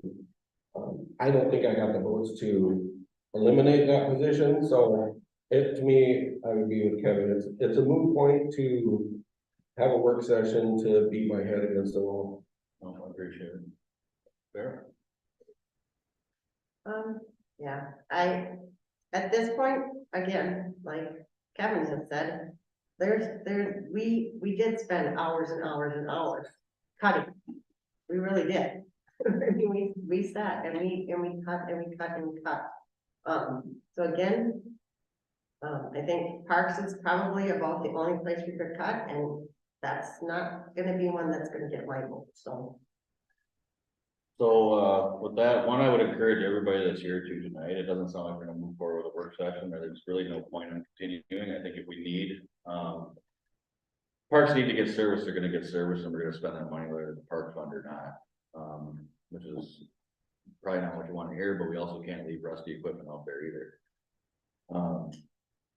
So with that, I guess we will move forward, and we will accept the 2024 proposed presentation. I will entertain a motion for resolution 2023 -70 certifying taxes payable for 2024. We have a motion.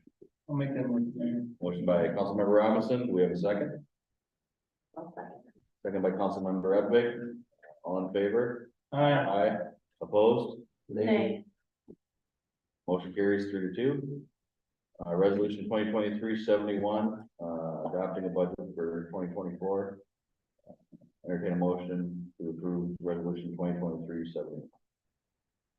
I'll make that motion, Mayor. Motion by Councilmember Robinson. Do we have a second? That's a second, understand? Second by Councilmember Edvig. All in favor? Aye. Opposed? Nay. Motion carries 3-2. One, I would encourage everybody here as well, call City Hall, talk to our, if if you wanna understand the budget better, definitely they're there to help with that. That is part of their job, is helping walk you through those things. If you have more solutions or you have more ideas, definitely bring them to us. Even if you don't bring them directly to us, you don't have that time, I can understand that. You know, I think most of us have full-time jobs, we also do this. I don't know everybody's family life here, but we also do family things as well, so. You know, our time's pretty valuable as well, but if you guys go into City Hall and you don't have the time to come to a council meeting. Give a note to staff or let them know where you're at or how you feel or what you know. You've looked at this and this is what your idea is. I mean, the more we get, encourage your neighbors to do it as well. Call us, email us. You don't even have to go into City Hall. But if you want to understand things better too, of where your money is going, definitely talk to staff. I would encourage that for anybody. Is it a pain? Absolutely. But I think we're all open to suggestions on where you want your money cut. Because every dollar is attached to a service, so to speak, to where that's where it goes. So I would encourage that. Thank you for a free flowing discussion. No, absolutely. Hope you guys have a wonderful, safe evening. With that, we'll move on to new business. Item A. Mayor, I have a question. Oh, The details of the budget. Yeah. Are those available to the public? Absolutely. Or the, where would we find it? Because that's the first I saw it tonight. well, that's a good question, Darcy. The proposed tax budget is on the city's website. It's, you go under finance and there's documents and you can find the 2004 proposed budget. There's also a financial plan that we just completed this year out there. The financial statements are out there, and even, probably there's 12 years of budgets out there. It's on the website. Yep, look under finance. Just to caution, the financial plan is supposed to be a guide of what staff thinks they may need in the future. That's not something we approve moving forward. We look at it every year because we've seen some things that, in my opinion, like those, you know, some of the extra full-time positions and stuff, those aren't approved.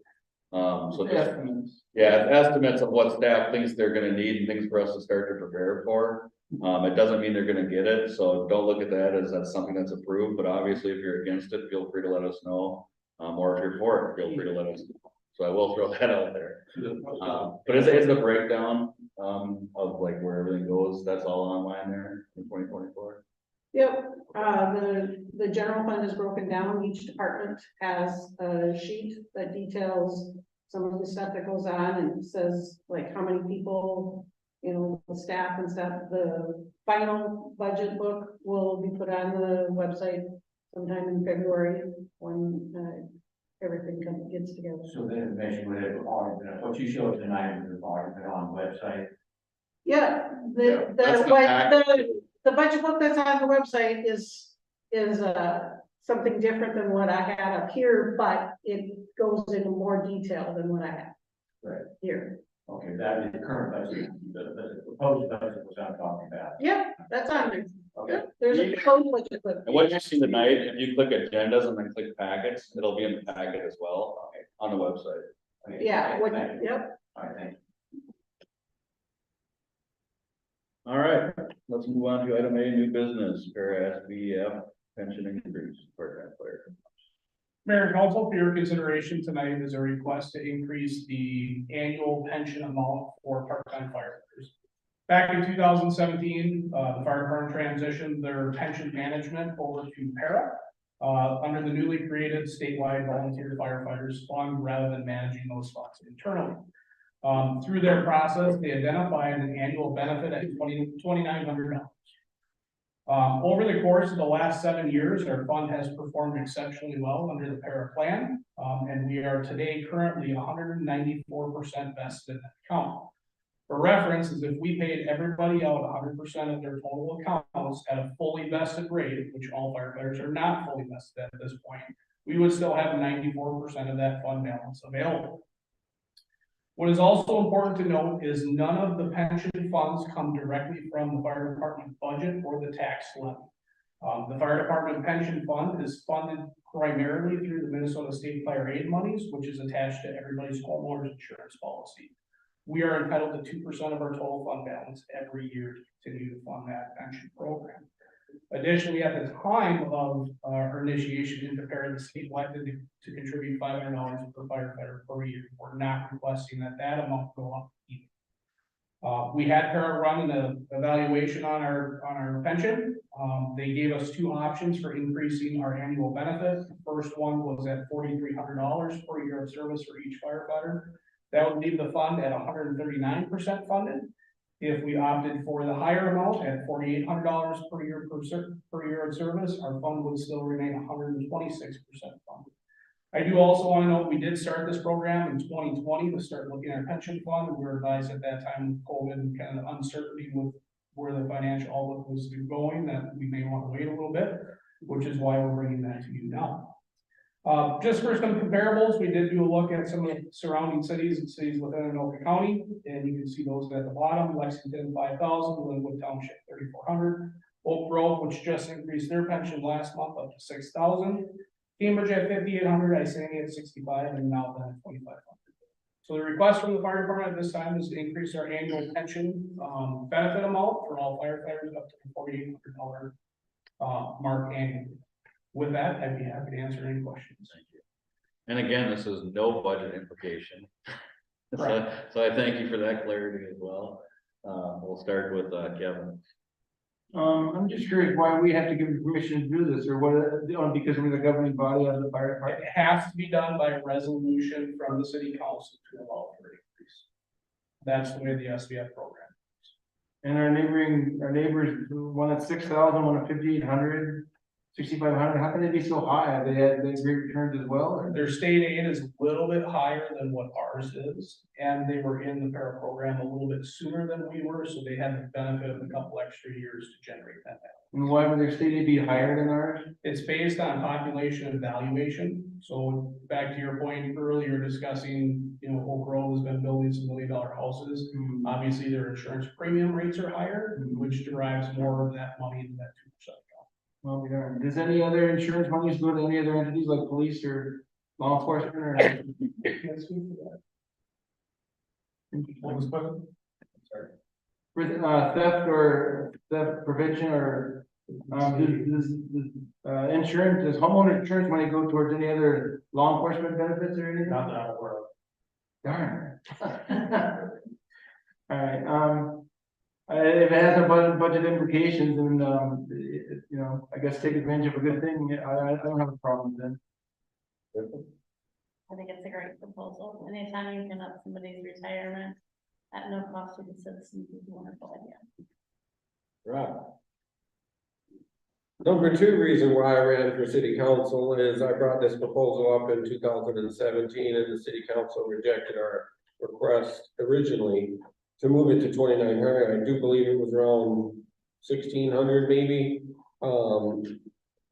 It is a fund, it's state regulated, and the state says you can't keep all this money, right? And fire chief says we have 194% vested. So if you pay 100% of it out to everyone, you still got 94% of that money left. The state says you can't keep it. It's almost like the next people, keep the wages low. So whenever they retire, well, we can get all this much money back. So I really don't like the fact of keeping it at 126%. I would be because it's backed by the city, but the city can turn around if their fund loses money and reduce those retirement rates. It's a win for the city and it's a win for the firefighters. It's all this state regulated. What's this 401k for the fire department? What's their money doing?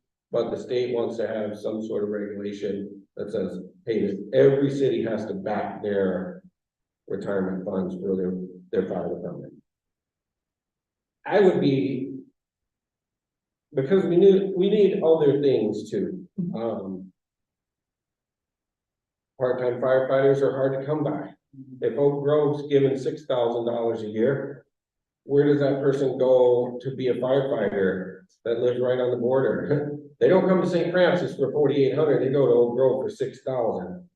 I personally would like to see the fire department come back with a little bit higher, closer to Oak Grove amount, and you guys can say, man, that guy's all over the place, he doesn't want employees, but he wants to, fund the fire department, it is crazy to be in this brain, but, I personally would be in favor of continuing it, one more meeting and raise that up, because that is an incentive for volunteer firefighters to come to St. Francis and be a firefighter for us versus going to Oak Grove or Isanti. What do you think? So I guess the two things that I'll add to that topic is these were numbers that were derived directly from Para.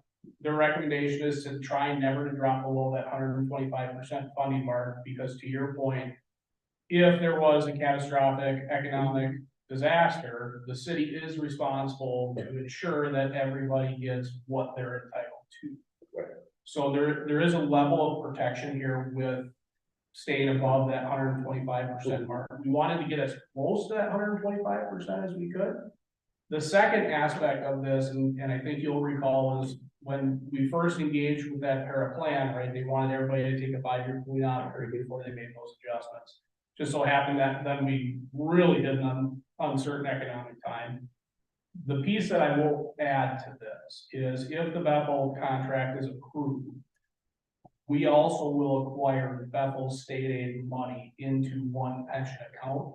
So the increases will become quicker and higher, right? I think this is a good jumping off point. It's a pretty significant increase, and I'm all for the guys getting everything they're entitled to, so don't get me wrong. But I also need to make sure that I'm being a good steward of the city and not putting the city in potential liability rather than asset aspects. So I think it's a good jumping off period, but I also think now that we're past that cooling off period, this is going to be an every other year examination on where that fund goes and making sure that we're making those adjustments quicker with more fidelity. That sounds good. I forgot about the 125%. This was 2017, so it probably fell off. No worries. I thought we could kind of be where the cities, 62% is what I had in my brain. So I was like, we got another 80%. We could come down from that 126. So I'd be all right with the 4,800 at the 128, 126%. Thank you. Thank you, Sarah. Yeah, I'm definitely in favor. All right, I think I'm extremely happy there's no budget implication on this, given our last discussion. I trust you that, like Dave said, I think in the future he's gonna come to us with the increases can be more. I think you do wanna see our firefighters get what they deserve. I also think that, and I know that I would not, for what we do pay them, for me to run the burning building at that price, I'd have a hard time doing it, so they're definitely better men and women than I am.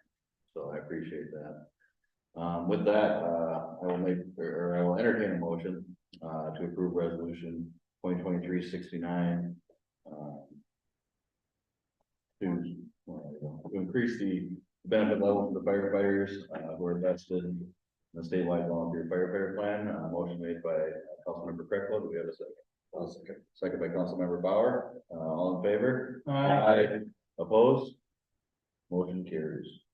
Thank you. Thank you. Item B, City of Nowland Fire Service Contract. Mayor and Council, before you is a proposal for a 1-year extension to our existing Nowland Fire Administrative contract. There are some pretty significant changes with this 1-year extension, as Nowland continues to have a desire to eventually become a standalone organization.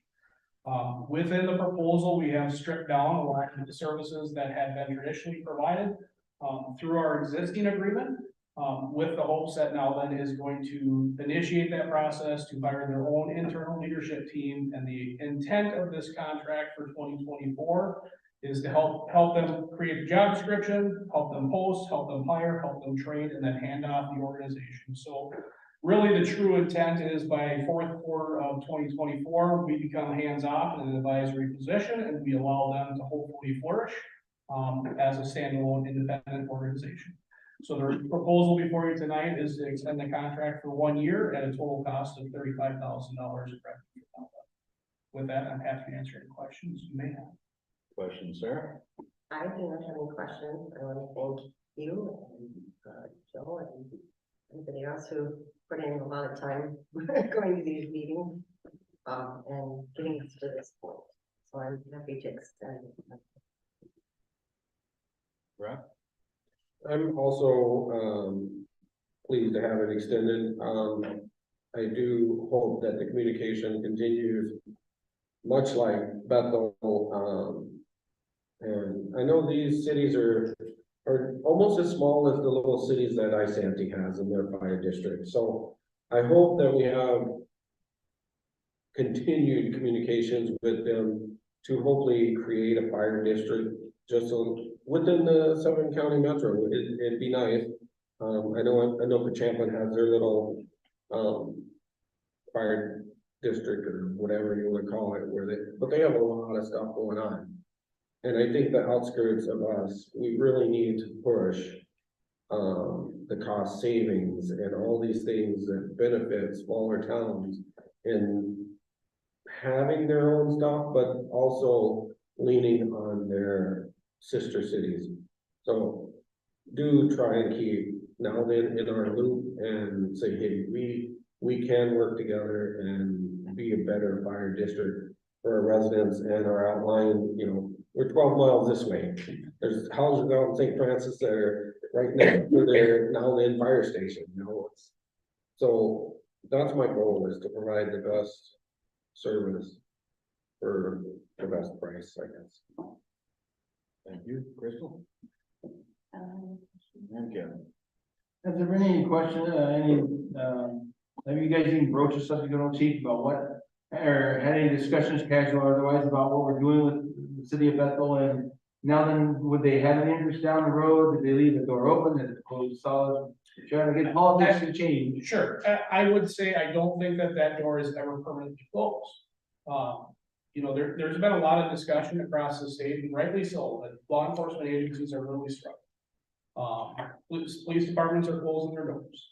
The reality of it is, it's happening, the same thing is happening in the fire departments across the state. In communities like ours, and fortunately, we've been ahead of the curve for a number of years. But that's why Bethel is in this position, and I think the very likely long-term future for a lot of these smaller to mid-sized cities, especially in the ex-urban area, is consolidation. And I think that with our next presentation with the city of Bethel and moving forward with the JPA process with Bethel, our hope and our intent is to really be at the cutting edge of what's happening in the metro areas regarding fire service. And consolidation has to be the number one consideration, and not just from a fire side, from BMS side as well. There's going to have to be a different business model for cities to be able to provide protection. I don't know that door is ever going to be shut now. We have had discussions about what we are doing with Bethel. I think that their new city administrator has a higher level of interest in that than what they previously had. But we're also honoring what we had stipulated in our original contract to get them to a standard organization. The longevity of that is yet to be seen. I'd like to say I'm optimistic, but unfortunately I see what's trending all across the state, in reality, all across the country, in regards to the part-time fire service. And it's encouraged by the fire marshal as well. I mean, they send 2 delegates to every one of our meetings for Bethel for the last 9 months, 10 months. And oftentimes they're the ones that have to pick up pieces first. Right. We're trying to establish not only the city of St. Francis, but our surrounding neighbors. We want to be a good partner, and we've modeled that since I've started here, that we want to be a good neighbor beyond the scope of providing mutual aid or auto aid when the time needs. We want to facilitate a healthy, robust fire and EMS service in this area. And I think we've modeled that to a very high degree. Ultimately, the city of Nowland gets to make some of these decisions on their behalf. But I do think that conversation will continue. And the level of service that their firefighters were able to perform or give to their citizens, you brought a whole another two levels up of what they used to be able to do. Again, we've seen ambulance service at 23 minutes, and you guys are at 8. Right. And you can provide some life-sustaining support. Otherwise, you're still waiting for a line to show up, and nothing at the line of that. But so yeah, And then you hear neighboring community also want to spend anywhere from 9 to 12 million for a new fire station, just the fire station. And they're over, I think they're in the 410 to 440 range per square foot, where ours is gonna be like, I don't know, it was like 295 or 310. But again, and theirs is still on a piece of paper yet. So it doesn't seem realistic to me. And again, we're here talking major time about economics. This is a big deal and not enough people are talking about it, or at least city governments are talking about it. There's fire truck colors and egos in the way of saving the citizens money. All too often, It amuses me. all too often. Very good. No, I think it's a great thing, and I hope it is something we can, build a stronger bond with now and down the road. Politics and stuff aside. So, I would agree. thank you. You're welcome, sir. I have no questions. I would just add to, just to kind of throw out the takes the new administrator captain position. That's one of the reasons too, we want to move forward with that, or at least myself, I should say. Speaking for myself on that position, moving forward, we do have interviews coming up, which I look forward to. The other thing is too, when we see the surrounding communities struggling with their fire department, we don't want to raise your taxes, we don't want to hire more people than we need, but we also need to not put ourselves in the same position as those other communities unfortunately have, where they're relying on other people and services that their citizens expect too. I think, it's one of the things where, I've kind of learned you don't have expectations, but at the same time, people have expectations for these services to provide. So I think moving forward, I think right now we're in a good position. And we'll see how that goes. And I really hope we do get to a fire district, because I think that's going to be the future where fire departments, statewide, it's a pretty odd thing, seeing it, looking into it and seeing how these paid on call fire departments aren't quite sustaining like you would think they would, or for whatever reason, as they have for all these years. So, with that, I will entertain a motion, to approve resolution 2023. Or do we already do that? We already did that. I would entertain a motion to accept the federal service contract now. Do we have a motion? Be happy to make them.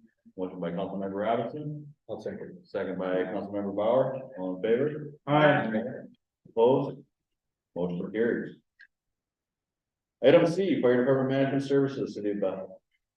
Mayor and council, Yeah. for your consideration tonight is to enter into an agreement to provide contractual fire protection services to the city of Bethel. There's some unique aspects to this contract that are not necessarily the same as what we've done for now then moving forward. Primary examples of the Bethel agreement would be that we would offer an opportunity for employment to all the existing Bethel firefighters to join the St. Francis Fire Department. So the employees would work under our management, our policies, our procedures. However, Bethel would maintain ownership of the facility and the fleet, and thereby would be required to take on any costs associated with the facility and the fleet, and we would run the day-to-day operation of the employees falling under the direction of the city of St. Francis. Two reasons why we really got to this point is, one, we haven't had an opportunity yet to provide a whole lot of inventory and assessment to their apparatus and their facility, and we didn't want to inherit potentially increased costs to help provide fire protection for the community. Now, we certainly will provide direction and scope on things that they can do to make sure that their fleet and facility are well maintained. But we didn't want to take on that liability under the umbrella of the city of St. Francis. With that being said, there is the cost breakdown at the back of the package. They will also be providing us two different funding mechanisms, one for year one only, which is the public safety funds that have been allocated through the state of Minnesota. That's to cover all of our startup costs, legal fees, time and energy work drafting the contracts and the proposals and the RFP process, all of those things. And the second piece of that is they will be providing their fire state aid that will go directly into the St. Francis Pension Fund, which will then be also offered to the employees that are coming over from Bethel. So the first year cost comes to a year one total of $45,674. Year two would be $31,750, and year two would be $32,522. And as we engage or enter into this contract, as part of the consent agenda, you also approve the RFP process, find a consultant to help us identify, hopefully, a reproducible joint powers formula that we can then extend to anybody else who would be willing to go down the path of creating a fire district with us. With that, I'm happy to answer any questions you may have. Thank you, Sir Crystal. So if I heard you correctly, they're gonna be the city of St. Francis Fire. And the fire department are employees, Correct. but kind of Bethel will be paying for them? Yes. With the 31,750 in 2025, 32,522 in 26. And then, okay. And that's what we just had this huge budget conversation and then it was like, we're gonna bring on the folks from Bethel, and I was like, wait a minute. But they're paying for it. Yeah, okay. Right, so it's not just a straight liability for us to take on. That's another question. Kevin? And again, for those who don't know, the RFP is request for pricing for someone to help, put together the proper legalese and whatnot to join us at the hip, so to speak, for the long haul. Which is also covered by a grant that we were awarded to the state of Minnesota. And the grant, yeah, exactly, it did not come out of budgetary funds.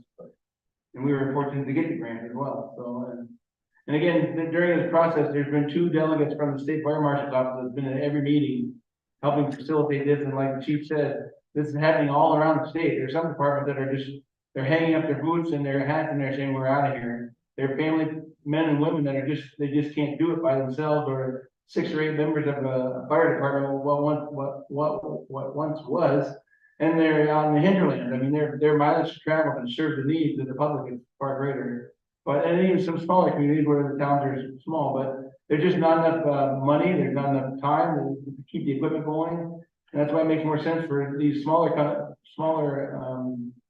fire departments to come together and make a larger one. And again, we were kind of joking, as an inside joke, but getting Eagles and fire truck colors away, what are we here for? We're here to save lives and put out fire. That's what this should be, the basis of all of this. But anyway, no, I think it's great. I was a party to the, I probably think it was only one of the many meetings that we sat in on, and it was interesting to see it unfold and come together. And I went to their council meeting to see them approve the fact that they wanted to come aboard and do this. So I commend them to their fire chief, who's going to retire after many years with a large responsibility, and now what was a large burden, it will now be off his shoulders, and their level of fire service and their 400 some residents over there will get a jump their notches, 3 notches up as far as life support, fire protection, etc. So very good. Thank you. Thank you, Rob. I like the concept of it, but I'm still a little bit lost on, after we do the RFP, are we going to get out of something like a contract, and we'll have, let's say, a CIP that Bethel pays their portion type thing? Because once you bond, especially retirement, it's very hard to unbond that thing. So that's kind of what I wanted the residents to know is understanding that this is a 3-year contract, but it's, once we provide the RFP, we're moving more towards a fire district, and I like it. It saves every city money. I'm for it. Does Bethel have like a CIP type thing for engine replacements and that type of stuff? Is that within our administration services that we're gonna say, we're bringing you under our umbrella, but we're not gonna be running around with a 1960s engine that you're gonna be trying to provide service for our residents? So, kind of help everyone get, So traditionally, they have not participated in a capital improvement plan. They have relied very heavily on grants, and because of their location and tax base, they've been very successful at getting some grants. The example that I would use right now is they currently have an $88,000 FEMA grant that's going to be used to kind of jumpstart this process as far as aligning our equipment together. With that being said, their first out engine is 12 years old, so we have a fair amount of time before we figure this out. To the contract piece, this is intended to be a stopgap measure. To go through this process of getting the consultant on board, doing all the data-driven metrics that get us to the point of a formula that allows us to have a successful joint powers agreement is gonna take some time.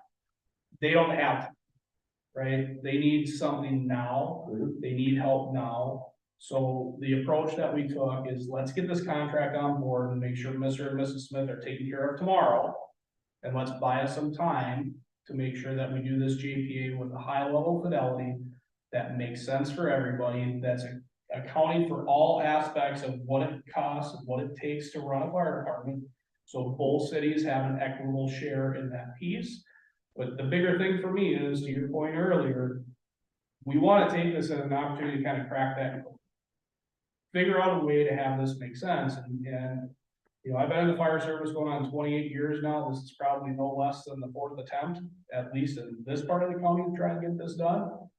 I want us to be the ones that are doing it successfully for the first time, and I think some of the mistakes of the past have been trying to take too big of a bite at the apple, rather than building this up incrementally. So we're really trying to take that approach. Thank you. No, I think this is another good move on our part. Again, thank everybody who's put in their time and energy to get this to where we are today. And I think it looks good, and I think that they will be happy with our service that we can help them with, and I look forward to working with them in the future as well. I don't have any questions. I'd just like to thank, Kate and Dave and Kevin and, former Mayor Phil.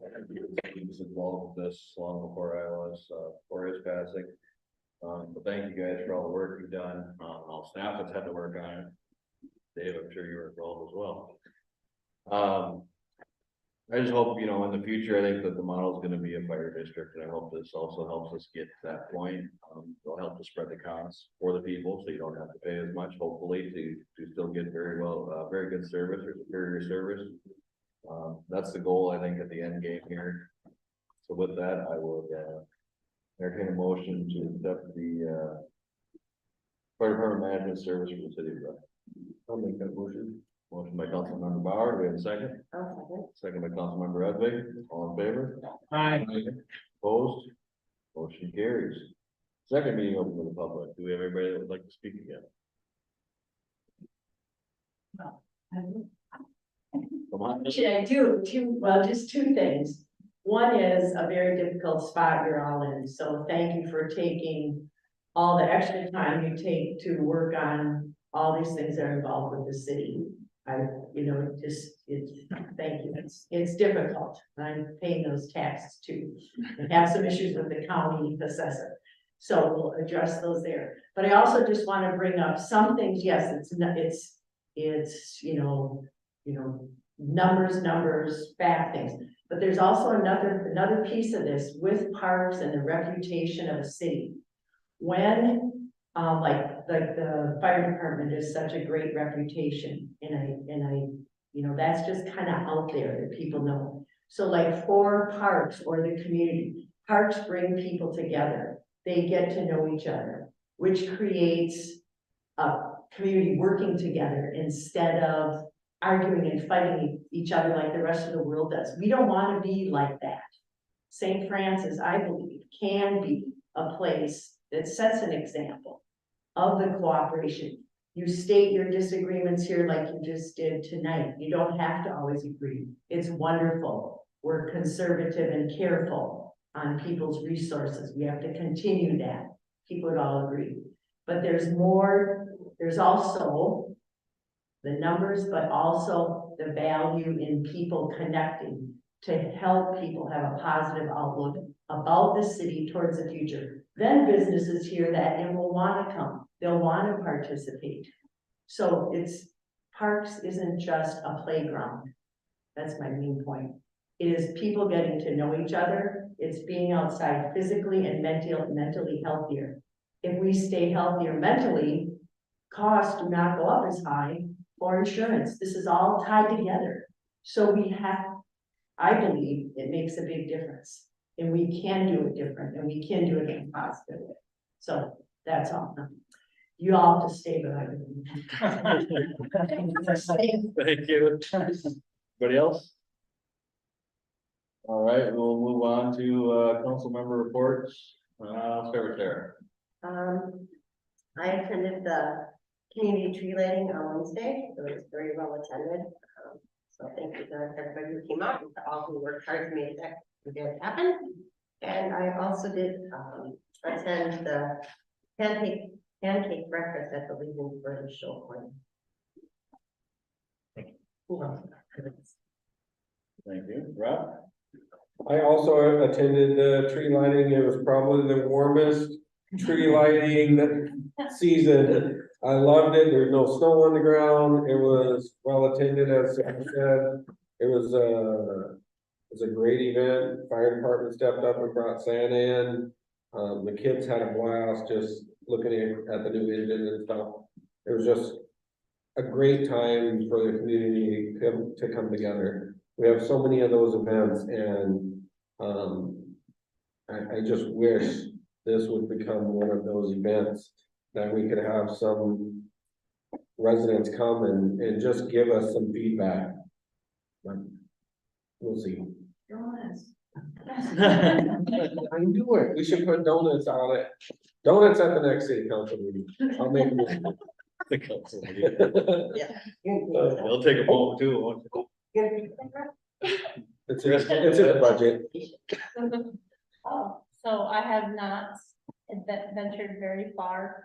I broke myself about 3 weeks ago. I broke my foot, so I've been very stationary at home. So I've been everything, but maybe next year. Kevin? I did not make a tree lighting. I was doing something different that evening, but again, I want to thank the community effort as well as the religious effort that I know the Bridge Church had something to do with that. They're part of that as well. But again, there was other organizations also involved, big or little, in the donations of confections and whatnot for people to enjoy there. So it really was a community gathering, and the city was involved, everybody was involved. So that is. It was really nice to see, and I was at the one last year where it was freezing cold and very snowy, so you guys got to enjoy some properties for a change. I'd also like to ask, Kate, what is our city's involvement in the December 6th, that earned sick leave and safe leave? Are we involved in that at all? Are we sponsoring any of that? Mayor and council. So we, I think that's correct, I know, and I thought you were involved in. yes, so Mayor and Council staff has been working with legal and LMC and Metro Cities for about 6 months on this. Right. We had proposed to bring the personnel policy updates, which included ESSL to tonight's meeting. However, we found we still had a gap in everything we had even gotten to at that point. So that will be on our December 18th meeting, along with several MOUs to get our bargaining units up to speed with personnel policy updates. But we are required to do ESSL as everybody in the state. We will be hosting the event and with the state partners. This part on the 6th, the event with all of our cities or all of our business communities, and we will be learning at the same time as them with some of this. As Abdo is that presenter, we will be providing them lunch, and the letters that came back in the mail went door to door and made sure every business in this community either received a letter or they received a knock on the door from her personally. So. And did you get one of those, ma'am, as a business owner in town? But I didn't see any RSVP or anything. Did I miss something? Mayor and Council, that RSVP is on the letter, but you don't need to RSVP, you just need to show up. I'll be at this building at noon. Correct. Well, it's nice to see some outreach again in the city and some business leaders coming together. That's awesome. And again, I know the Chamber of Commerce has been struggling, really, not struggling. They've been they're gaining a lot of momentum, and there seems to be a lot more interest and earnest as far as the business community coming together. And again, I'm going to put in another plug for those guys in January. They have their gala coming up, which I really feel good, not just because my wife's involved, but I know there's just a lot more buzz. There seems to be people are happy to be a part of it, and people are volunteering. There's other entities that are coming out that don't even do commerce in our the city. There's credit unions, some other businesses that they just want to be a part of it, because they're not, their current city doesn't offer that. I've heard one other neighboring city say, why don't we have one? And it's like, well, you know, St. Francis got one. So, well, that's really good. I'm glad you brought that up, because I thought that sick leave was about it's a new, regulations and stuff that come in that not everybody understands, it's quite a quagmire, or could be, and so. I salute anyone involved in that, including, especially Kate, so. That's all I have, thank you. Thank you. For my report, I did not make the tree lighting this year, by the first one I missed in, quite a few years. I was out of town for work, unfortunately. Thankfully, I'll be, done with that, so I'm happy with that. I do look forward to the, interviews we're gonna have, as well as, talks with Bethel coming up here this week, Wednesday and Thursday, for those two items. And maybe I'll get here on the 6th as well. I'm kind of interested to see what that's all about, but. Nonetheless, that is my report, with that. I will hope everybody had a great Thanksgiving. I didn't wish anybody that on the last meeting. I realized that after the meeting, so. I hope everybody had a good Thanksgiving, and I hope everybody did enjoy the tree lighting that could make it. So with that, I'll entertain a motion to adjourn. I'll make that motion. Motion by Councilmember Bauer. Do we have a second? I'll second. Second by Councilmember Krecklo. All in favor? Aye. Opposed? Motion carries. We adjourned at 8:20 PM.